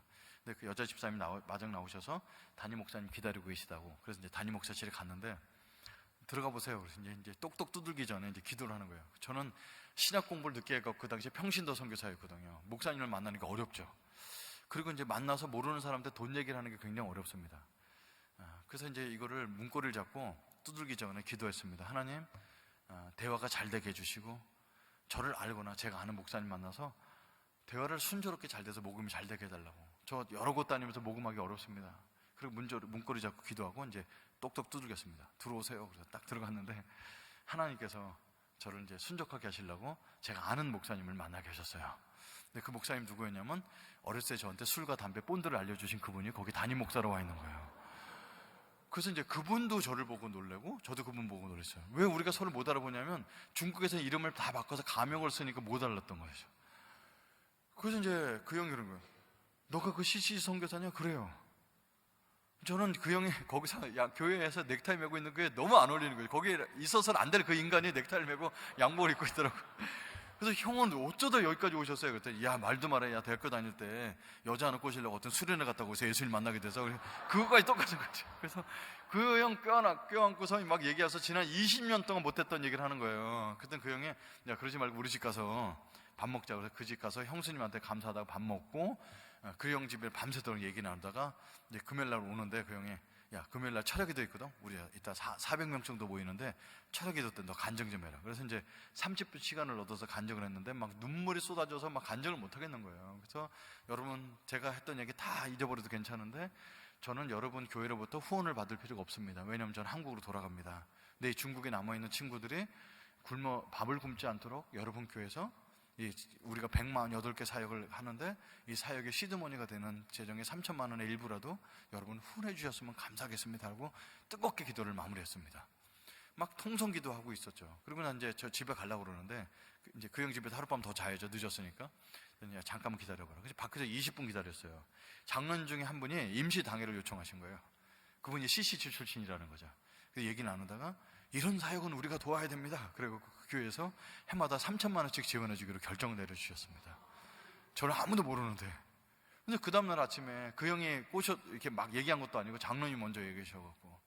그래서 그 형은 이제 약속을 받고서 이제 기차 타고 돌아오는데 중국 기차는 게 4명씩 마주보고 앉게 돼 있거든요. 이제 차장에 풍경이 이렇게 지나가는데 그동안 지냈던 13년의 사역 역사가 막 지나가면서 눈물이 계속 나는 거 있죠. 근데 하도 우니까 앞에 있는 중국 남자가 자꾸 휴지를 주더라고요. 그래서 이제 눈물 닦고 있는데 그 더 눈물이 나는 거예요. 제가 10여 년 동안 중국 제자들 눈물 닦아주는데 이제 떠난다고 중국 사람 제 눈물 닦아주더라고요. 그 돌아와서 생각했어요. 하나님이 언제부터 나와 함께 계셨지? 아, 대학교 1학년 때 예수 믿었을 때? 아니, 하나님은 내가 그 형이랑 앉아서 쭈그리고 앉아서 담배꽁초 쭈그리고 앉아서 담배 몰래 피고 있을 때도 함께 계셨어요. 그러니까 그 형이랑 역사가 있었죠. 하나님은 언제부터 나와 함께 계셨을까요? 5살 때 어머니랑 아버지랑 싸우시냐고 막 칼부림을 하고 그럴 때 너무 무서워서 이불 뒤집어 쓰고 벌벌 떨고 있을 때도 함께 계셨구나. 에베소서 성경 읽어보니까 태초에 천지를 지으기 전부터 저를 구별했다는 사실을 알게 됐습니다. 그러니까 하나님의 사랑은 우리가 이 자리에 앉아있는 것이 어느 날 제가 삐까덕해서 온 것이 아니고 태초부터 우리를 구별해 주신 분이라는 걸 알게 됐습니다. 그래서 어렸을 때 불교에 다녔던 거 이런 것들이 다 나한테 득이 되는 거였죠. 저는 옛날 때 이렇게 말씀을 전하는 목사가 되려면 우리 어머니 아버지가 목사거나 모태신앙이면 얼마나 기도받고 축복을 받았겠어요. 근데 한 번도 그런 기도받지 못하고 이런 목사가 됐는데 하나님은 저를 부르셔서 청소년들에게 내가 예수 믿은 얘기를 하거나 그들에게 복음 전하거나 예수님 믿지 않는 사람들의 심리를 너무 잘 알아서 그들을 교회를 연결하는 거나 이런 데 쓰시려고 어렸을 때 갖고 있던 모든 것들, 로마서 8장 28절에 하나님을 사랑하는 자 곧 뜻대로 부르심을 입은 자들에게는 모든 것이 합력하여 선을 이룬다고. 그래서 어렸을 때 가졌던 모든 경험들이, 그래서 아버지의 중요성도 알게 되고 가정의 중요성을 알게 되고 청소년 때 예수 믿는 것의 중요성도 알게 되고 그들의 심리도 알게 되면서 하나님께서 저를 그렇게 복음 전하는 사람을 쓰시려고 모든 걸 다 경험하셨다는 것을 다 받아들이게 됐습니다. 그래서 이거를 미국 사람들이 어떻게 표현하냐면 There is no trash bin in heaven. 하나님 나라에는 쓰레기통이 없다라고 표현했더라고요. 여러분, 하나님 나라에는 쓰레기통이 없어요. 저는 그날 아버지랑 싸웠던 날 쓰레기통에 쳐박고 싶고 누나를 때렸던 날 쓰레기통에 쳐박고 싶고 다 쓰레기통에 쳐박고 싶은 날이, 지우고 싶은 날이 너무 많은데 하나님이 믿고 그 쓰레기통을 들고 왔더니 야, 승기야, 그거 버릴 거 하나도 없어. 그것 때문에 네가 오늘 삶의 원동력이 돼서 지금 살고 있는 거야 하시면서 제 삶을 그렇게 말씀하셨던 하나님을 경험하게 됩니다. 여러분, 하나님은 이 땅에 왜 아들을 보내셨냐면 우리에게 생명을 주시려고 오셨습니다. 울산 땅에 수많은 사람들에게 생명을 주시려고 오셨습니다. 그리고 우리에게 풍성한 삶을 주시려고 오셨습니다. 그래서 예수님을 만나서 정말 생명과 풍성한 삶이 날마다 넘치는 여러분과 저의 삶이 되기를 간절히 축원합니다. 우리 이 시간에 같이 한번 기도했으면 좋겠습니다. 제가 오늘 첫날에서 말을 많이 드렸는데 이게 다 아시는 내용이잖아요. 근데 우리가 왜 풍성한 삶을 누리지 못하냐면 고린도후서 5장 17절에 이런 말씀이 있습니다. 그런즉 누구든지 그리스도 안에 있으면 새로운 피조물이라. 이전 것은 지나갔으니 보라 새 것이 되었도다.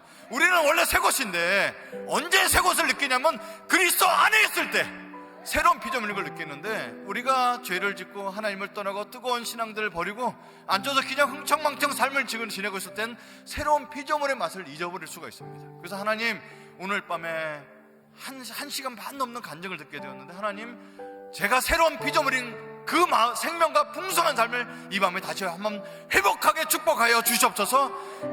그리스도 안에 살게 해 주시옵소서. 그뿐만 아니라 나를 통해서 만나는 모든 사람들이 나의 생명력이 전달될 수 있도록 기름 부어 주시옵소서. 다 같이 주여 한번 외치고 기도하는 시간을 갖도록 하겠습니다.